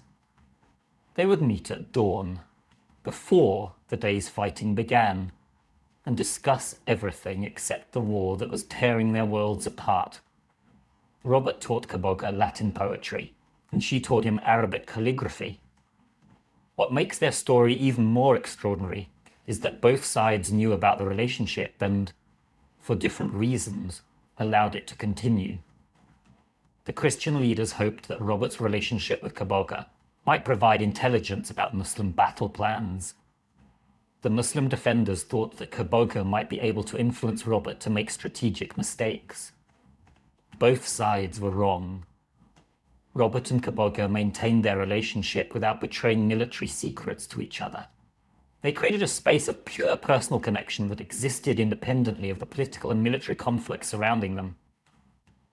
When Antioch finally fell to the Crusaders, Kaboga disappeared. Some sources suggest she fled to Damascus. Others claim she disguised herself as a Christian pilgrim and followed the crusade to Jerusalem. Robert spent the rest of his life searching for her, eventually abandoning the crusade entirely to pursue rumors of her whereabouts throughout the Eastern Mediterranean. The Jewish experience of interfaith love in medieval Europe was particularly complex because Jews were often caught between Christian and Muslim conflicts while maintaining their own distinct religious identity. The most documented case comes from 13th century Cordoba, involving Abraham Ibn Ezra, a Jewish scholar, and Maria de Leon, a Christian noblewoman who had converted from Islam. Their relationship illustrates the incredible complexity of interfaith romance in medieval Spain, where religious identity was often fluid and conversion was sometimes a matter of survival rather than conviction. Abraham was a renowned philosopher and poet whose work was respected by Christian, Muslim, and Jewish intellectuals. Maria had been born Muslim, converted to Christianity when her family fled political persecution, and was exploring Jewish philosophy when she met Abraham. The intellectual connection evolved into romantic love, but they faced opposition from all three religious communities. Christians viewed Abraham with suspicion because of his Jewish faith. Muslims considered Maria a traitor for her conversion to Christianity. And many Jews were uncomfortable with Abraham's relationship with a woman who had been born into another faith. The solution they found was remarkable for its theological sophistication. They argued that their love transcended religious boundaries because it was fundamentally spiritual in nature. They claimed that God had brought them together not despite their different backgrounds, but because of them. Their relationship was a living example of how divine love could unite rather than divide. Abraham wrote a treatise, still preserved in medieval manuscripts, arguing that interfaith love could be a form of worship when it led to greater understanding between communities. Maria learned Hebrew and contributed to Jewish philosophical discussions while maintaining her Christian identity. Their relationship lasted until Maria's death in 1240, and Abraham's grief was expressed in some of the most beautiful interfaith love poetry of the medieval period. He wrote verses that incorporated Christian, Muslim, and Jewish imagery, creating a new form of religious expression that honored all three traditions. What's remarkable about all these interfaith love stories is how they forced medieval society to confront the contradictions in their own religious teachings. If love was a gift from God, why should it be constrained by human religious boundaries? If different faiths all claim to worship the same divine source, why couldn't that common ground be the foundation for human connection? These relationships didn't just challenge religious authority. They created new forms of spirituality that were more inclusive and more complex than traditional Orthodox teachings. The children of interfaith couples often became bridges between communities, serving as translators, diplomats, and cultural ambassadors who could navigate multiple religious worlds. But even as some interfaith couples were finding ways to build bridges between religious communities, there was another form of forbidden love that challenged the very foundations of medieval society, relationships that existed within the walls of religious institutions themselves, where spiritual authority met human desire in ways that would scandalize the entire Christian world. What I'm about to tell you sounds like medieval gossip, but it's actually documented history. Some of the most scandalous, most passionate, and most politically explosive love affairs in medieval Europe happened between people who had sworn sacred vows of celibacy. And I'm not talking about isolated incidents. I'm talking about systematic patterns of forbidden romance within the very institutions that were supposed to be examples of spiritual purity. The medieval church was built on a foundation of celibacy. Priests, monks, nuns, and higher church officials all took vows promising to renounce earthly love in service to God. But here's what the church didn't anticipate: putting passionate, intelligent people together in enclosed communities and telling them they couldn't fall in love was like creating a pressure cooker for romantic drama. The most explosive example comes from the Abbey of Fontevraud in 12th century France, which was unique because it was a double monastery, housing both monks and nuns under the authority of an abbess. This arrangement was supposed to demonstrate that spiritual love could transcend gender differences. Instead, it became the setting for one of the most documented love scandals in medieval history. Abbess Petronille de Chamille was one of the most powerful religious women in Europe, ruling over nearly 3,000 monks and nuns across multiple monasteries. She was intelligent, charismatic, and politically connected. Her monastery was the burial place of English royalty, and she regularly advised kings and queens on matters of state. But in 1174, at age 38, she fell in love with Robert d'Arbrissel, the monk who served as her spiritual advisor. What makes their story extraordinary is that we have their actual correspondence preserved in the monastery archives because their letters were considered too theologically sophisticated to destroy. These weren't simple love letters. They were complex theological treatises that used religious language to express passionate romantic feelings. In one letter, Petronille wrote to Robert, "You have become the Christ to my Mary Magdalene, and I find in serving you a form of divine worship that surpasses all other prayers." Robert responded, "In loving you, I have found a path to God that no theological study could provide. Your soul calls to mine across the darkness of this earthly existence." The genius of their approach was that they framed their relationship in theological terms that made it difficult for church authorities to condemn. They argued that their love was a form of mystical experience, a direct connection to divine truth that transcended ordinary human relationships. They claimed that their emotional and physical intimacy was actually a form of prayer, a way of experiencing the union between Christ and the Church. For nearly 2 years, their relationship continued openly within the monastery. Other nuns and monks knew what was happening, but the theological complexity of Petronille and Robert's defense made it impossible for anyone to formally object. How do you accuse someone of sin when they're claiming their actions are a form of worship? The scandal finally erupted when Petronille became pregnant. There was no way to theologically explain away a baby, and the political implications were enormous. Fontevraud was closely connected to the English royal family, and a pregnant abbess would have created a crisis that could have affected international relations. But what happened next shows you just how much power Petronille wielded. Instead of being removed from office or excommunicated, she negotiated an extraordinary settlement with church authorities. She agreed to step down as abbess, but only temporarily. She would have a child in secret, arrange for it to be raised by relatives, and then return to religious life with full restoration of her authority. The church agreed to this arrangement because Petronille's political connections made her too valuable to lose. She returned to power after 18 months and ruled Fontevraud for another 20 years, becoming one of the most influential religious figures of her generation. Robert, meanwhile, was quietly transferred to a monastery in Spain, where he spent the rest of his life writing mystical poetry that many scholars believe was inspired by his relationship with Petronille. But Fontevraud wasn't the only religious community dealing with forbidden romance. The records from medieval monasteries and convents are filled with evidence of relationships that challenged official church doctrine, while somehow managing to survive within religious institutions. At the convent of Saint-Denis in 13th century Paris, the abbess Marie de Pontieu maintained a 20-year relationship with her confessor, Father Guillaume. What made their relationship particularly scandalous was that Marie was from one of the most noble families in France, and Guillaume was a commoner who had risen through church ranks based on his theological brilliance. Their relationship combined multiple forms of forbidden love. It crossed class boundaries, violated religious vows, and challenged the power structure of the church itself. Marie held ecclesiastical authority over Guillaume as abbess, but he held spiritual authority over her as confessor.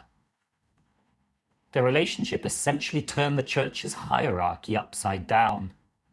The documentation of their affair comes from the convent's financial records, which show that Marie consistently used monastery funds to support Guillaume's theological research and to commission artistic works that celebrated their relationship. She funded the creation of illuminated manuscripts that told love stories from classical literature, paid for musical compositions that could be performed during religious services but contained hidden romantic messages, and even commissioned architectural modifications to the convent that created private spaces where she and Guillaume could meet. What's remarkable is that Marie's community of nuns not only knew about the relationship, but actively supported it. The convent records show that other nuns helped arrange meetings, carried messages between the lovers, and even lied to church inspectors to protect their abbess's secret. This wasn't just personal loyalty, it was a form of religious rebellion. The nuns at Saint-Denis had created their own interpretation of religious life that valued emotional authenticity over institutional rules. They believed that Marie's happiness made her a better spiritual leader, and that her relationship with Guillaume enriched the entire community's understanding of love and devotion. But perhaps the most politically explosive religious love affair of the medieval period involved Pope Alexander VI's daughter, Lucrezia Borgia, and Cardinal Pietro Bembo in the late 15th century. Now, technically this is past our medieval time frame, but their relationship was built on patterns of papal corruption and religious scandal that had been developing for centuries. Lucrezia was supposed to be the perfect example of reformed religious womanhood, a pope's daughter who had repented of her family's sins and devoted herself to spiritual life. Pietro was one of the most respected theologians in Europe, a cardinal who was considered a possible future pope. Their affair wasn't just a violation of religious vows, it was a symbol of everything that was wrong with the medieval church.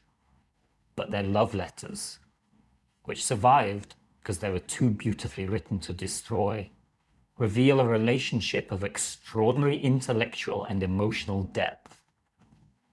Pietro wrote to Lucrezia, "In loving you, I have found both heaven and hell, heaven in the perfection of your soul, hell in the knowledge that our love can never be sanctified by the very institution we serve."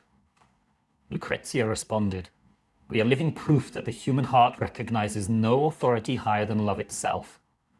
If God is love, as the church teaches, then our love cannot be sin. It can only be a form of prayer that the world is not yet ready to understand." Their relationship lasted for over a decade and produced some of the most sophisticated theological writing of the Renaissance period. They collaborated on treatises about the nature of divine love, the relationship between spiritual and physical passion, and the possibility of reforming the church from within through authentic spiritual experience. What's fascinating about all these religious love affairs is how they influenced actual church policy over time. The constant scandals involving celibate clergy led to gradual changes in how the church handled these situations. Instead of automatic excommunication, church authorities began developing more nuanced approaches that took into account the political and social implications of each case. Some monasteries began allowing married couples to join religious communities together, as long as they maintained celibacy within the monastery walls. Some convents created positions for spiritual advisors who could provide emotional support to nuns without the formal authority that made relationships with confessors so complicated. The church also began emphasizing different forms of religious devotion that provided outlets for romantic feelings. The cult of courtly love found expression in religious contexts, with monks and nuns writing passionate poetry addressed to Christ or the Virgin Mary that used explicitly romantic language. These institutional changes didn't happen overnight, and they certainly didn't eliminate forbidden romance within religious communities. But they do show how human love consistently challenged and ultimately changed even the most rigid religious institutions of the medieval world. And that brings us to a form of forbidden love that was perhaps even more dangerous than religious scandal: political marriages that became passionate affairs, threatening to destroy kingdoms and reshape the map of Europe. Because when royal hearts fell in love with the wrong people, The consequences could literally start wars. Nothing terrified medieval kings more than love. Not war, not plague, not economic collapse. Love. Because when royalty fell in love with the wrong person, it didn't just threaten personal happiness. It threatened bloodlines, succession laws, international treaties, and the entire political structure of Europe. And yet, some of the most passionate, most documented, and most historically consequential love affairs in medieval history happened within royal families who had everything to lose. The most explosive example comes from 12th century France, where King Philip Augustus fell so completely in love with his third wife, Agnes of Morania, that he was willing to risk excommunication, civil war, and the collapse of the French monarchy just to be with her. What makes this story extraordinary is that Philip was already married twice, and both previous marriages had been purely political arrangements that he'd entered into without complaint. But when Philip met Agnes at her father's court in Bavaria in 1196, something unprecedented happened. Here was a king who had spent his entire life making calculated political decisions, suddenly acting like a lovesick teenager. Contemporary chroniclers describe Philip as being struck by love as if by lightning. And his behavior became so erratic that his own advisors began questioning his mental state. The problem was that Philip's second wife, Ingeborg of Denmark, was still very much alive and refusing to accept their annulment. Philip had tried to divorce her immediately after their wedding because he found her physically repulsive. Medieval chroniclers delicately describe him as being unable to perform his husbandly duties due to her appearance. But Ingeborg, supported by her brother the King of Denmark and backed by the Pope, insisted that their marriage was valid in the eyes of God. So Philip did something that was both scandalous and legally impossible. He married Agnes anyway, creating a situation where he had 2 living wives and was technically committing bigamy in defiance of both church and civil law. The Pope responded by placing all of France under interdict, meaning that no religious services could be performed anywhere in the kingdom. No masses, no marriages, no baptisms, no funerals. The entire population of France was essentially cut off from salvation because their king couldn't control his romantic impulses. But here's what makes Philip's story even more remarkable. He didn't care. For 7 years, he kept France under papal interdict rather than give up Agnes. He was willing to let his entire kingdom suffer spiritual punishment because his love for Agnes was stronger than his duty as king. Medieval chroniclers describe this as the first time in European history that a monarch chose personal happiness over political necessity. The French court during this period was like a real-life medieval soap opera. Philip and Agnes lived openly as husband and wife, had children together, and held elaborate court ceremonies that pretended their marriage was legitimate. Meanwhile, Ingeborg lived in forced seclusion at a French castle, essentially a prisoner in her own kingdom, writing letters to her brother and the Pope, begging for rescue. Agnes, for her part, played her impossible role with remarkable grace. She knew that her marriage was legally invalid, and that she could be abandoned at any moment if political pressures became too great. But she also knew that Philip's love for her was genuine, and that she held unprecedented influence over one of the most powerful men in Europe. The contemporary chronicle of Rigard describes Agnes as using her position to advocate for religious reform, charitable works, and more humane treatment of prisoners. She essentially became an unofficial queen who wielded real political power while technically having no legal status whatsoever. It was a precarious position that required extraordinary intelligence and diplomatic skill. The crisis finally ended in 1200 when Agnes died in childbirth. Philip's grief was so overwhelming that he immediately capitulated to papal demands, restored Ingeborg as his legitimate wife, and spent the next decade trying to make amends for the 7 years of interdict. But the damage to his reputation was permanent. Philip Augustus, who should be remembered as one of France's greatest military kings, is instead remembered as the monarch who chose love over duty. But royal forbidden love wasn't always about defying marriage laws. Sometimes it was about falling in love within arranged marriages that were supposed to be purely political. The most famous example is the relationship between King Edward III of England and his queen, Philippa of Hainault, which began as a typical medieval political alliance and evolved into one of the most passionate royal love stories in European history. Edward and Philippa were betrothed when he was 14 and she was 8, as part of a complex diplomatic arrangement between England, France, and the Low Countries. They met exactly twice before their wedding in 1328, and by all accounts, neither was particularly impressed with the other. Edward was described as a serious, ambitious young man who was focused entirely on military conquest. Philippa was reportedly shy, devoutly religious, and completely unprepared for the political complexities of being Queen of England. But their relationship transformed after the Battle of Crecy in 1346, where Philippa proved herself to be far more than a decorative royal wife. When Scottish forces invaded northern England while Edward was fighting in France, Philippa personally led the English defence. She rode with the army, gave speeches to inspire the troops, and was present at the Battle of Neville's Cross, where the Scottish king was captured. Edward's reaction to news of his wife's military success was unprecedented in medieval royal correspondence. Instead of being concerned about her safety or angry about her assumption of military authority, he wrote to her, "My beloved queen has proven herself more worthy of a crown than I am. In loving you, I have found not just a wife, but a true partner in the greatest adventures of our reign." Their love letters from this period, preserved in the royal archives, reveal a relationship that combined political partnership with genuine romantic passion.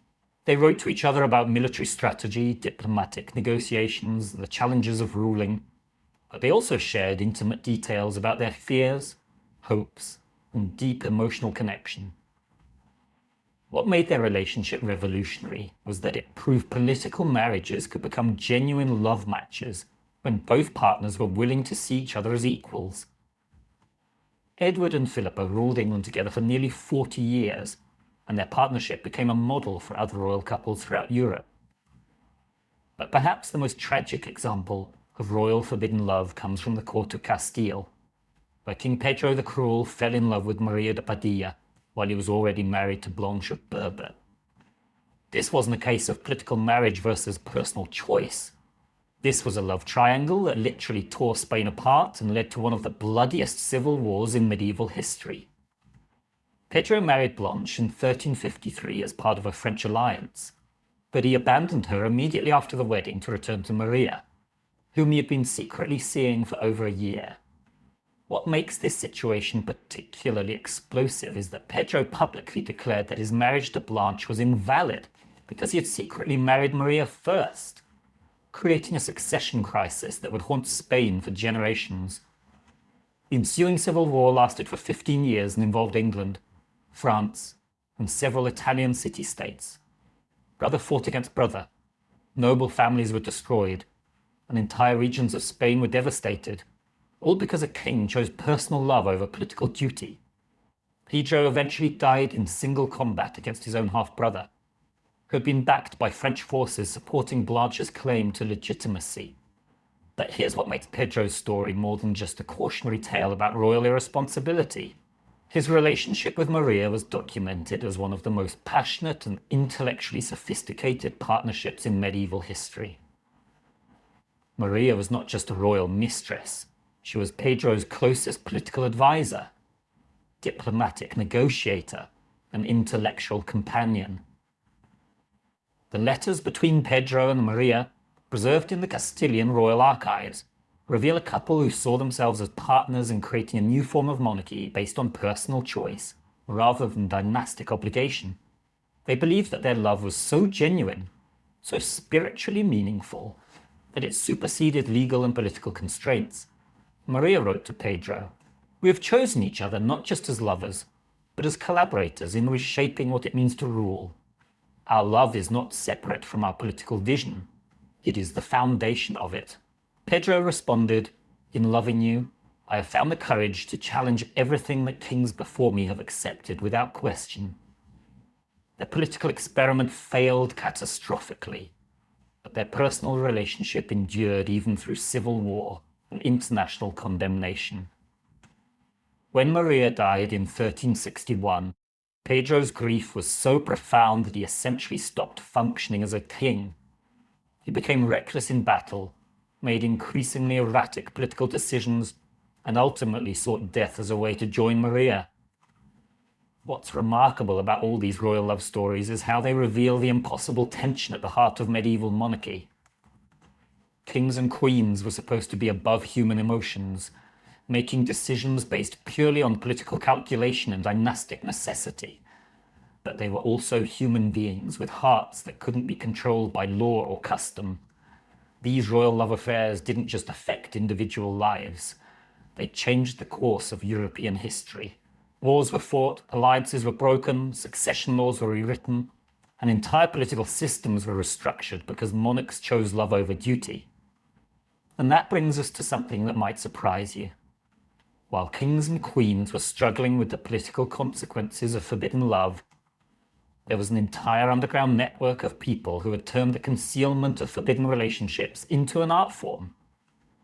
These were the secret communicators, the code makers, and the creative geniuses who developed methods of expressing love that were so sophisticated, so beautiful, and so cleverly disguised that they're still studied by scholars today. Picture this. You're desperately in love with someone you're forbidden to be with, but you're also incredibly creative and have way too much time on your hands. What do?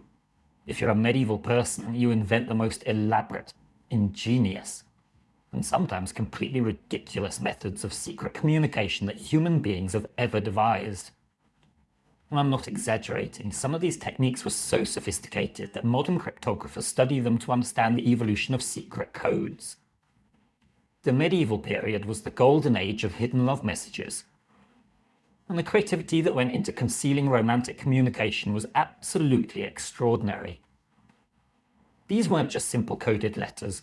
They were complex systems that could hide entire love affairs in plain sight, using everything from flower arrangements to musical compositions to architectural designs. The most famous example comes from the court of Marie de Champagne in 12th century France, where troubadours developed what they called troubar clous, closed or hidden poetry. These were love songs that sounded like conventional courtly entertainment but contained layers of secret meaning that only the intended recipient could understand. Guillaume de Machaut, one of the most celebrated medieval composers, created what might be the most sophisticated example of musical cryptography ever devised. In 1360, he composed a motet called Quant Theseus ne quiert vervoir for his secret lover, a married noblewoman whose identity remained hidden for over 600 years until musicologists finally cracked the code. Here's how it worked. Guillaume embedded his lover's name into the musical structure itself. The rhythm of the upper voice spelled out her name in a medieval musical cipher.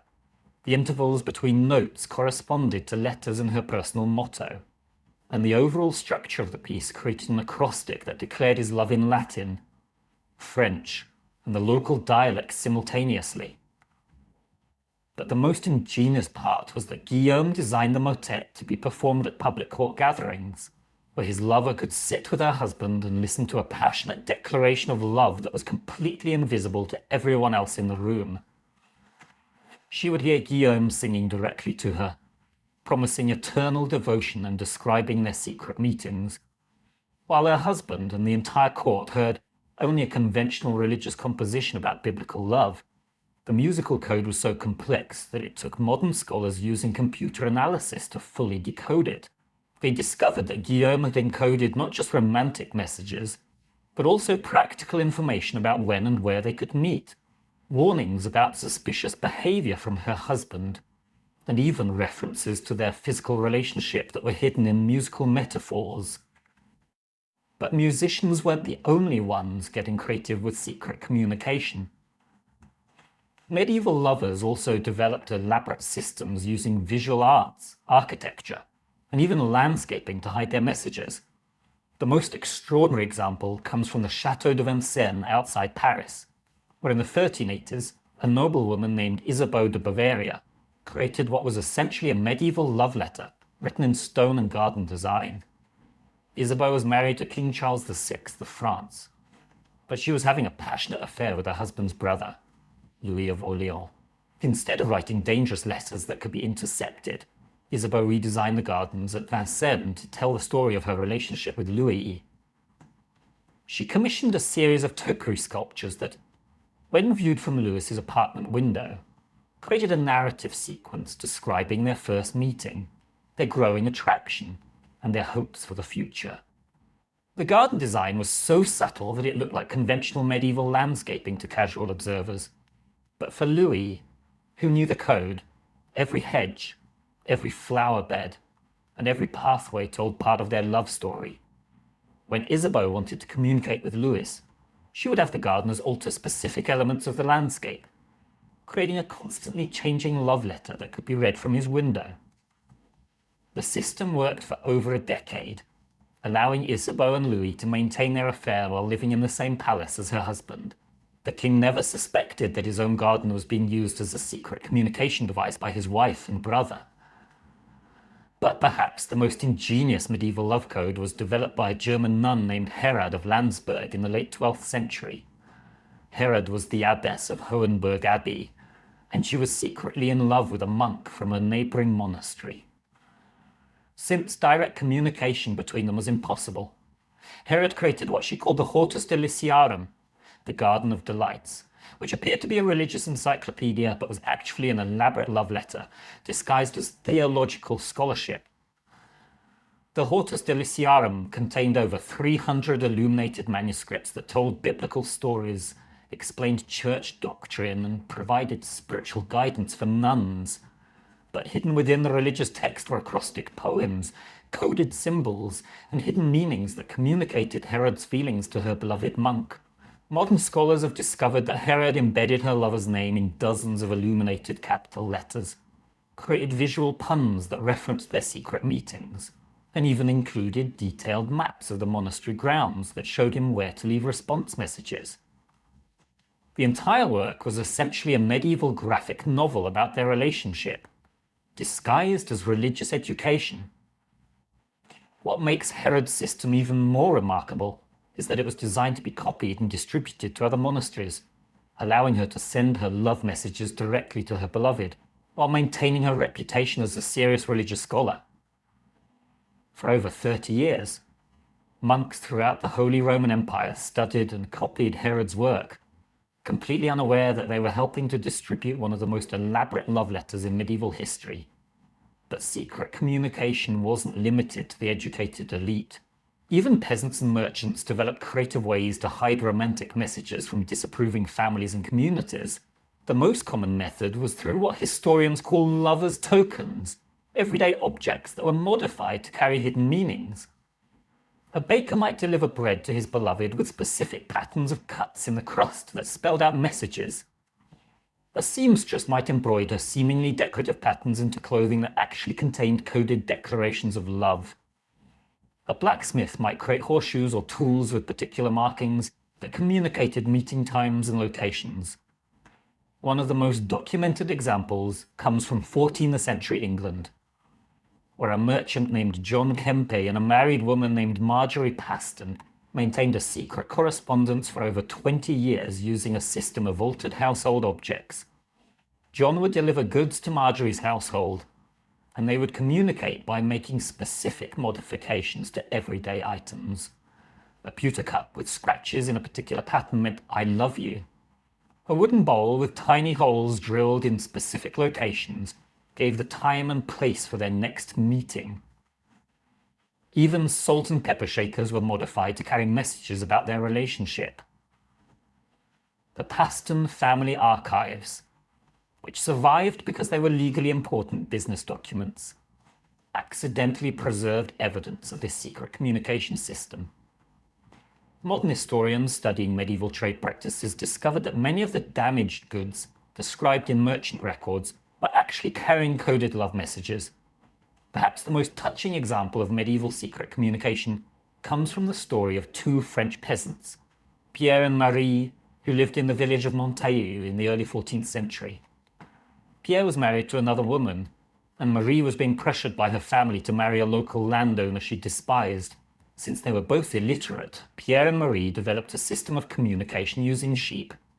Pierre was a shepherd, and Marie helped tend her family's flock. They trained specific sheep to carry messages by tying coded knots in wool around the animals' necks. Different knot patterns meant different things.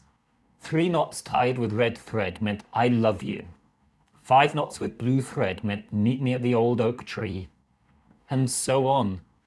For over 2 years, they maintained their relationship by sending sheep back and forth between their flocks, carrying messages that no one else could understand. Their system was so effective that it might never have been discovered, except that it was documented during the Inquisition trials of 1318 to 1325, when the Catholic Church was investigating heretical practices in the region.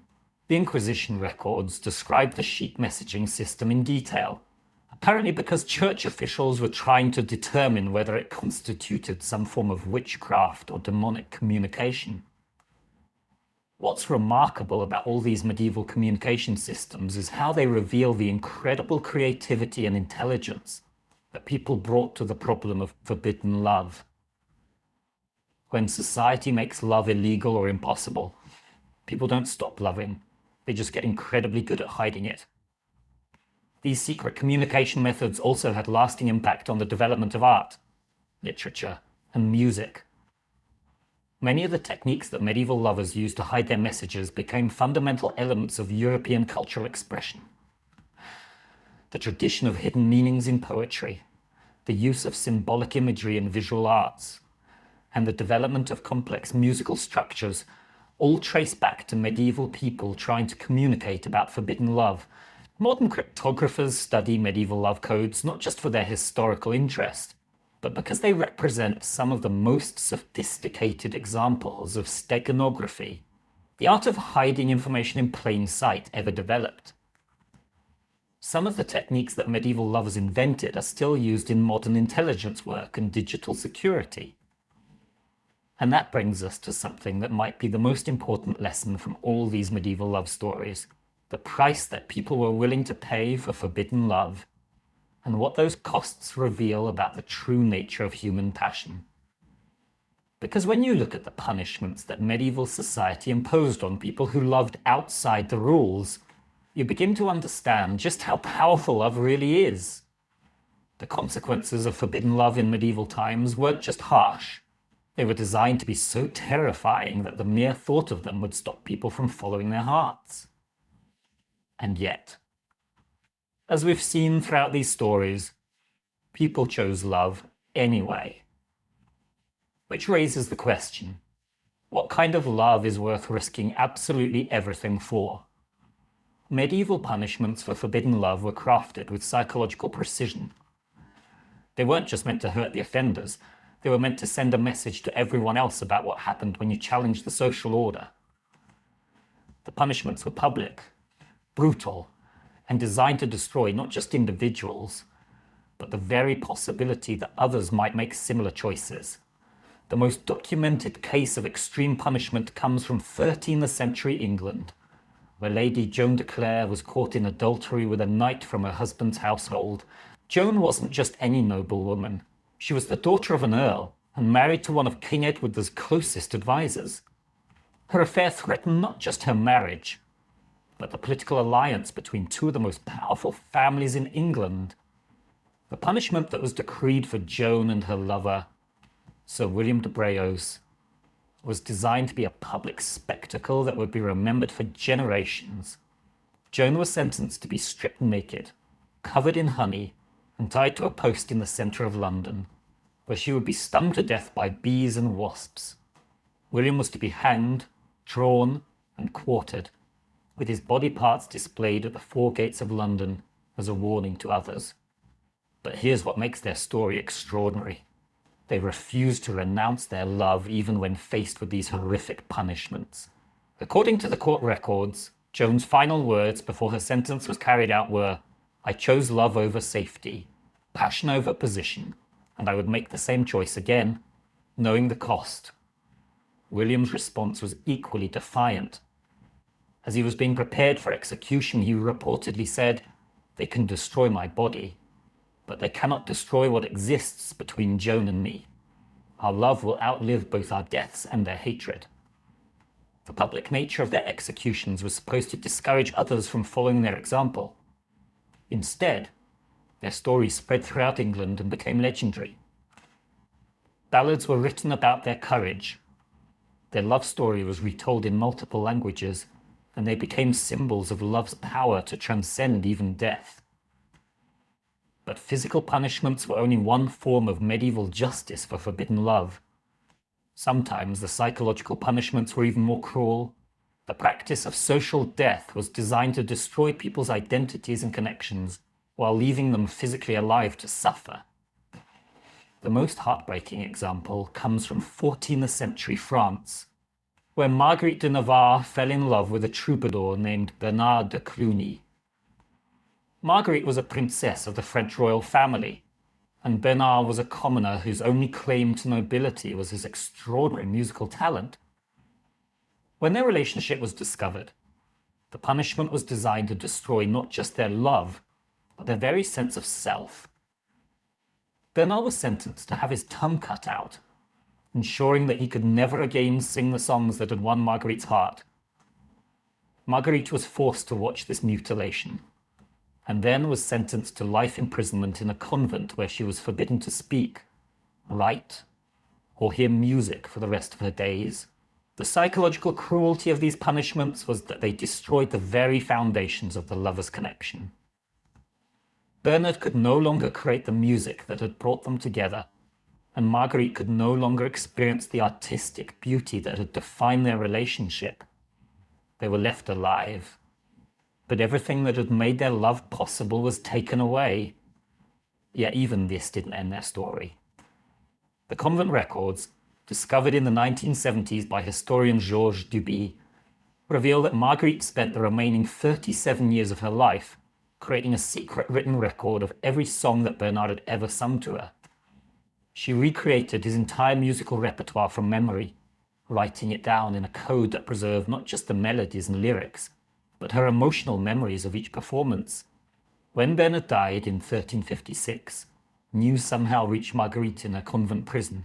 The records show that she spent her final years composing new songs in Bernard's style, creating music that she would never hear performed, but that kept their artistic connection alive in her imagination.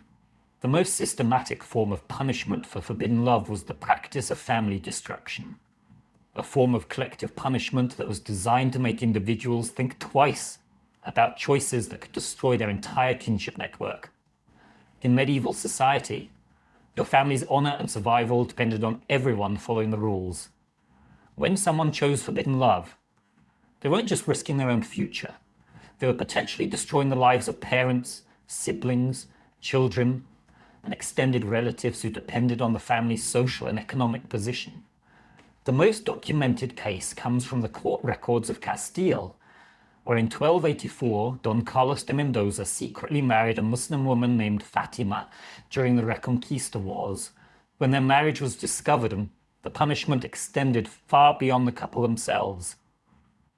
Don Carlos was stripped of all titles and properties, which meant that his 3 brothers lost their inheritances. His sisters became unmarriageable because of the family scandal, and his elderly parents were left destitute. Fatima was sentenced to death, but not before being forced to watch as her entire family was exiled from Castile and their properties were confiscated. But perhaps the most cruel aspect of this punishment was that Don Carlos was kept alive and forced to witness the destruction of both families. He was imprisoned where he could see but not help, as his relatives and his wife's relatives suffered the consequences of his choice to marry for love. The court records include letters that Don Carlos wrote to various officials, begging them to punish only him and spare the innocent family members who had played no role in his decision. One letter, preserved in the Spanish National Archives, reads, "I chose love, but I never chose to destroy the lives of those I hold dear. If my love is a sin, let me bear the full weight of that sin alone." The response from King Alfonso X was cold and calculated. Love that ignores duty destroys more than the lovers themselves. Let this serve as a lesson to others who would put personal desire above family obligation. What's remarkable about these punishment records is how they reveal the medieval understanding of love as a potentially destructive social force. Medieval authorities weren't just punishing individual romance, they were trying to contain what they saw as a threat to the entire social system. But the records also reveal something beautiful about human nature. Despite these horrific consequences, people continue to choose forbidden love. The court archives of every medieval kingdom are filled with cases of people who knew exactly what would happen to them if they were caught, and who chose love anyway. The survival of so many of these love stories suggests that even the most brutal punishments couldn't eliminate forbidden romance. Instead, they may have made these relationships even more precious to the people involved. Because love that costs everything becomes incredibly valuable. Medieval people developed remarkable strategies for protecting each other from punishment. Lovers would create elaborate alibis. Entire communities would lie to protect couples they sympathized with. And even some church officials would find ways to minimize punishments when they believed that genuine love was involved. The most touching examples come from the practice of sanctuary love, cases where religious communities would provide protection for couples fleeing punishment. The Abbey of Saint-Denis in Paris became famous for harboring lovers who were escaping family vengeance or royal justice. The Abbey records show that between 1250 and 1300, they provided sanctuary for over 200 couples who were facing punishment for forbidden relationships. These sanctuary records reveal that medieval society was more complex in its attitudes toward forbidden love than the official punishments might suggest. While the legal system imposed harsh consequences, many ordinary people were willing to help lovers escape those consequences when they believed that genuine affection was involved. What emerges from all these punishment records is a picture of medieval society engaged in an ongoing struggle between individual desire and collective stability. The harsh punishments reveal how much the authorities feared the disruptive power of love. But the persistence of forbidden relationships reveals how much stronger love was than fear. And that brings us to something that will completely change how you understand the medieval period. The lasting impact that these forbidden love stories had on European culture, literature, and our modern understanding of romance itself. Because it turns out that many of the ideas we take for granted about love, passion, and individual choice were actually born from these medieval rebels who refused to let society choose their hearts for them. Here's something that will blow your mind. Nearly everything you believe about romantic love. The idea that you should marry for passion, that love conquers all, that individual choice matters more than family approval, that true love is worth any sacrifice, was invented by medieval people who were literally risking their lives to feel these things. We didn't inherit these ideas from ancient Greeks or Romans. We inherited them from medieval lovers who were so determined to follow their hearts that they created an entirely new way of thinking about human relationships. Before the medieval period, love was nice if it happened, but it wasn't considered necessary for a good life. Marriage was about property, politics, and producing legitimate heirs. The idea that two people should choose each other based on emotional connection was not just unusual. It was barely comprehensible to most people throughout human history. But these forbidden medieval love stories changed everything. They didn't just challenge individual relationships. They challenged the entire philosophical foundation of how human beings should live. And the ripple effects of that challenge are still shaping our world today. The most profound impact came through literature. The stories we've been exploring tonight didn't just inspire individual people, they inspired the writers, poets, and artists who created the cultural foundations of Western civilization. Every romantic story you've ever loved, from Shakespeare to modern romance novels to Hollywood movies, traces its DNA back to these medieval rebels who chose love over safety. The influence began with the troubadours of 12th century France, who took the real-life forbidden love stories happening around them and transformed them into an entirely new form of literature. But here's what's remarkable. They weren't just entertainment. They were propaganda for a revolutionary new way of thinking about human relationships. Chrétien de Troyes, writing in the 1170s, created the Arthurian romances that gave us Lancelot and Guinevere, Tristan and Isolde, and the entire concept of chivalric love. But Chrétien wasn't writing fantasy. He was writing thinly disguised versions of real, forbidden love affairs he'd witnessed at Eleanor of Aquitaine's court. The story of Lancelot's impossible love for his king's wife was based on actual knights and ladies who were living similar situations in real life. What made these stories revolutionary was that they presented forbidden love not as sin or weakness, but as the highest form of human experience. In Chrétien's world, the knights who loved most passionately were the most noble, the most worthy, the most blessed by God. He literally turned the medieval moral system upside down, arguing that love was not a distraction from spiritual life, it was spiritual life.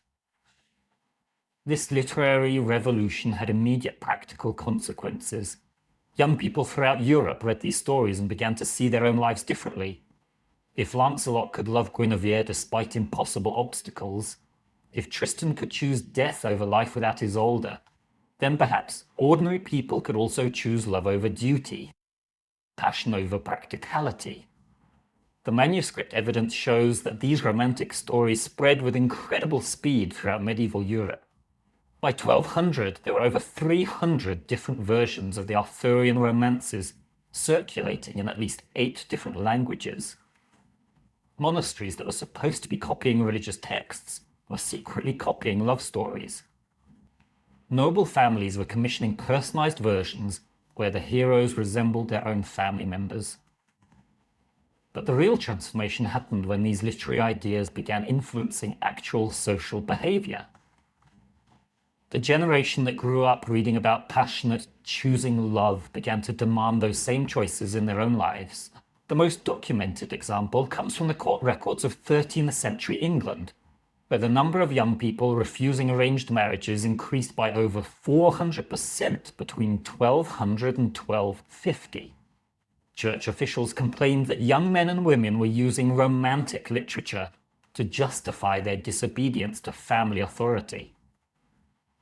Bishop Robert Grosseteste of Lincoln wrote in 1240, "The young people of our time have been corrupted by tales of passionate love that teach them to value their own desires above their family's wisdom and God's plan for their lives.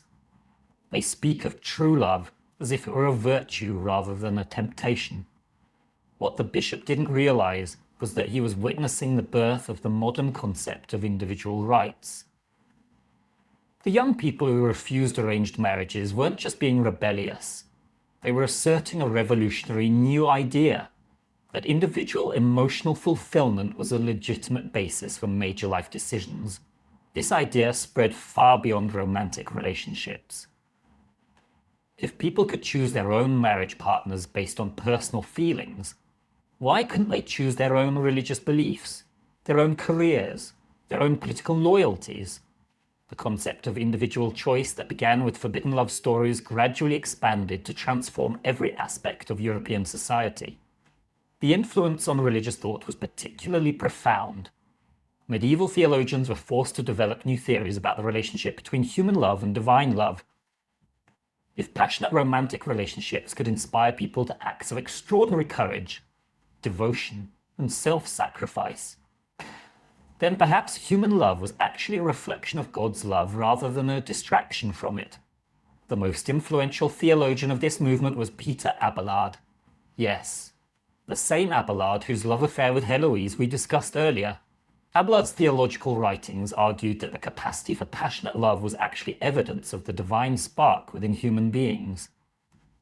He claimed that people who could love deeply were more likely to understand God's love, not less. This theological revolution had massive practical implications. It provided intellectual justification for choosing love over duty, for following individual conscience over social convention, for believing that personal emotional experience could be a valid source of moral guidance.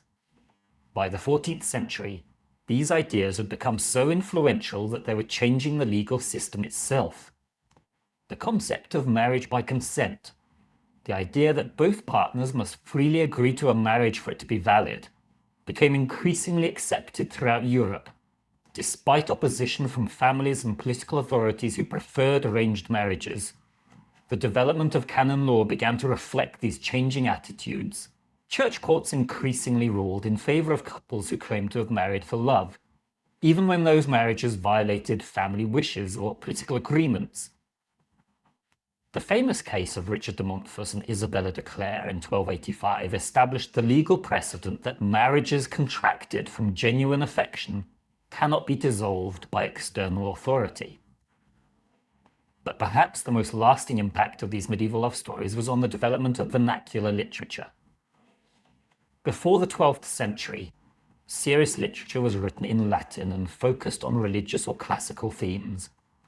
The forbidden love stories created demand for literature in local languages that dealt with contemporary emotional experiences. This literary revolution gave birth to the entire concept of national literatures: French literature, English literature, German literature, Italian literature. All of these traditions began with medieval writers trying to capture the emotional complexity of forbidden love in their own languages. Dante's Divine Comedy, often considered the greatest work of medieval literature, is fundamentally a love story about the author's impossible passion for Beatrice. Chaucer's Canterbury Tales are filled with characters struggling between duty and desire. The entire tradition of European poetry emerged from medieval attempts to express the indescribable experience of forbidden love.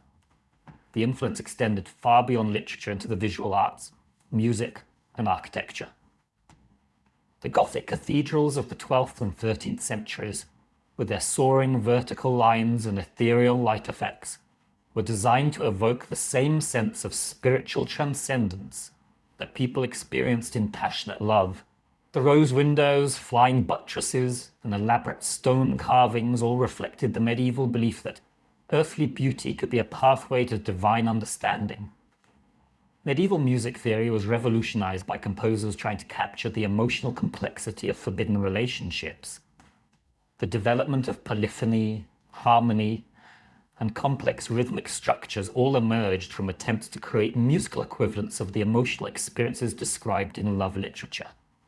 Even medieval philosophy was transformed by the need to understand and justify these powerful emotional experiences.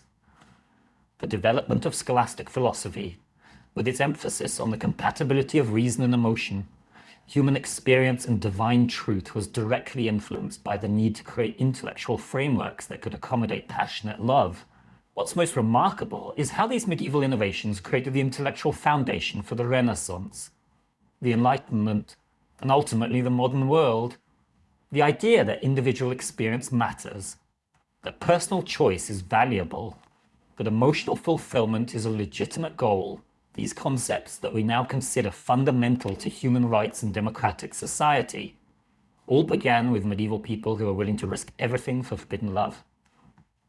The modern concepts of romantic love, individual rights, personal autonomy, and emotional authenticity are not ancient human universals. They are specific historical developments that emerge from the courage of medieval people who chose love over safety, passion over convention, individual desire over social control. And that brings us to the final question that these medieval love stories raise. What can we learn from people who are willing to risk everything for love? What do their choices teach us about our own lives, our own relationships, and our own willingness to fight for what we believe in? Because the medieval period may be over, but the choice between safety and authenticity, between convention and passion, between following your heart and following the rules, that choice is still with us today. And as we reach the end of our journey through these forbidden medieval love stories, I want to share something that struck me deeply while researching these incredible people. Every single one of them, from Eloise writing love letters in a convent, to Eleanor of Aquitaine leading armies, From peasants sending coded messages through sheep to kings risking their kingdoms for love, face the same fundamental question that we face today. Will you choose the life that's expected of you? Or will you choose the life that's true to who you really are? The medieval lovers we've met tonight didn't have the luxury of living in a time when individual choice was celebrated. They didn't have dating apps or divorce lawyers or social media support groups. They lived in a world where loving the wrong person could literally cost them everything. And yet, they chose love anyway. Not because it was easy, but because it was real. What I find most inspiring about these stories is that they reveal something profound about human nature. When love is authentic, when connection is genuine, when two souls truly recognize each other, people will move mountains to protect that bond. They'll invent new languages, create secret codes, challenge kings, defy the church, and even face death itself rather than live without what they know to be true. Heloise and Abelard taught us that intellectual connection can be just as passionate as physical attraction, and that true love can survive any separation, even castration, forced religious vows, and decades of physical distance. Their love letters, written from behind monastery walls, were more intimate and passionate than most people achieve when they're free to be together every day. Eleanor of Aquitaine showed us that love and power don't have to be mutually exclusive. She proved that you can be romantic and strategic, vulnerable and strong, passionate and political. She refused to accept that being a queen meant giving up her right to choose her own emotional destiny. The troubadours and their secret codes taught us that creativity flourishes when love is challenged. When society tries to silence authentic emotion, people don't become less expressive, they become more ingenious. Some of the most beautiful art, music, and literature in human history was created by people who are finding ways to say, "I love you," when saying those words out loud was forbidden. The cross-class lovers showed us that genuine connection transcends all artificial barriers. When Lady Margaret de Clare looked at her groom and saw not his social status but his soul, she was making a choice that still challenges us today. Will you judge people by their circumstances, or will you recognize their intrinsic worth? The interfaith couples who loved across religious boundaries proved that the human heart recognizes no authority higher than authentic connection. Diego and Zaida, Robert and Kabuga, Abraham and Maria, they all discovered that love has its own theology, its own moral authority, its own spiritual truth that transcends the divisions that institutions try to create between people. The same-sex couples who found ways to love within impossible constraints showed us that when something is essential to who you are, you will find a way to express it, no matter how hostile the environment. Their creativity, their courage, and their refusal to deny their authentic selves paved the way for every person who has ever had to fight for the right to love openly.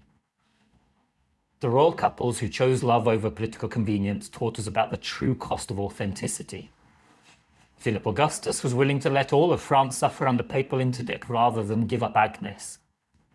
Pedro the Cruel started a civil war rather than abandon Maria. They paid terrible prices for their choices, but they also showed us what it looks like to refuse to compromise on what matters most. And all those creative communicators, from Guillaume de Machaut encoding love songs in musical cryptography to peasants training sheep to carry coded messages in their wool, they proved that when love is real, people become infinitely resourceful. They'll turn gardens into love letters, transform religious manuscripts into secret romantic novels, and invent entirely new forms of artistic expression just to say, "I see you, I choose you, and I will find a way to reach you." But here's what I think is the most important lesson from all these medieval love stories. They show us that the choice to live authentically is not a one-time decision. It's a choice you have to make again and again, sometimes every single day. These medieval lovers didn't just choose love once and then coast. They chose it repeatedly, in the face of constant pressure to conform, To give up, to accept what was safe and expected. Marguerite de Navarre chose love every day for 37 years while imprisoned in a convent, spending her time recreating her lover's songs from memory. Benedetta Carlini chose love every night for a decade, maintaining her relationship through elaborate theological justifications that protected both her and Bartolomea. The Sworn brothers chose love in their daily ceremonies, their shared meals, their joint burial plans. These people teach us that authentic love, whether romantic, spiritual, creative, or intellectual, requires constant courage. It's not enough to recognize what's true for you once. You have to keep choosing it, keep protecting it, keep nurturing it, even when the world makes it difficult. And that brings me to why I think these medieval love stories matter so much today. We live in a time when we're told we have unlimited freedom to choose our own lives, our own partners, our own destinities. But do we really? How many of us are still choosing safety over authenticity? How many are still letting other people's expectations shape our most important decisions? How many are still hiding our true selves because we're afraid of what others might think? The medieval lovers we've met tonight didn't have the freedoms we have, but they had something that many of us have lost: absolute clarity about what mattered most to them. They knew that living an inauthentic life was a form of spiritual death, and they chose the risks of authenticity over the safety of conformity. Their stories ask us difficult questions. If you knew that following your heart might cost you everything, would you do it anyway? If you had to choose between being safe and being true to yourself, which would you choose? If love required you to be brave in ways you've never been brave before, would you find that courage? These aren't just historical questions, they're personal ones. Because the medieval period may be over, but the fundamental choice between authenticity and conformity is still with us. The stakes may be different, but the courage required is the same. What would it look like to bring the same passion, creativity, and determination that medieval lovers brought to their impossible relationships into our own lives? What would it look like to fight for our authentic selves with the same intensity that Heloise fought for her intellectual freedom, or Eleanor fought for her political autonomy, or those anonymous peasants fought for their right to love across class boundaries? I think it would look like revolution. Not the kind that overthrows governments, but the kind that overthrows the internal limitations we've accepted, the compromises we've made, the ways we've learned to make ourselves smaller to fit into spaces that were never designed for our full selves. The medieval lovers we've met tonight were revolutionaries. They didn't set out to change the world. They just refused to let the world change them. But by staying true to themselves, by choosing love over fear, by insisting on their right to authentic connection, they ended up transforming everything. They created the foundation for our modern understanding of individual rights, personal choice, and the value of emotional authenticity. The revolution isn't finished. Every time someone chooses love over fear, authenticity over safety, genuine connection over social convenience, they're continuing the work that started in those medieval monasteries, courts, and secret meeting places. Every time someone refuses to let others choose their heart for them, they're honoring the courage of people who paid much higher prices for much smaller freedoms. So as we close this journey through medieval forbidden love, I want to leave you with this. You are the inheritor of an incredible legacy of courage. The freedom you have to choose your own relationships, to follow your own heart, to live according to your own values. These freedoms were bought with the sacrifices of people who chose authenticity when it cost them everything. Don't waste that legacy. Don't settle for relationships that don't honor your full self. Don't accept limitations that others have placed on your capacity for love, creativity, or joy. Don't let fear make your choices for you. Choose love, even when it's complicated. Choose authenticity, even when it's inconvenient. Choose the connections that make you feel most like yourself, even when they don't make sense to others. Choose the life that makes your heart sing, even when it makes your mind worry. The medieval lovers we've met tonight didn't have the advantages you have, but they had something precious that they passed down to you. The knowledge that love is always worth fighting for, that authenticity is always worth the risk, and that the courage to be yourself is the most revolutionary act of all. Thank you for taking this incredible journey with me through the hidden love stories of medieval Europe. These tales of passion, courage, and authenticity have been waiting for centuries to remind us what it means to truly choose love over fear. I hope these stories have moved you as much as they've moved me.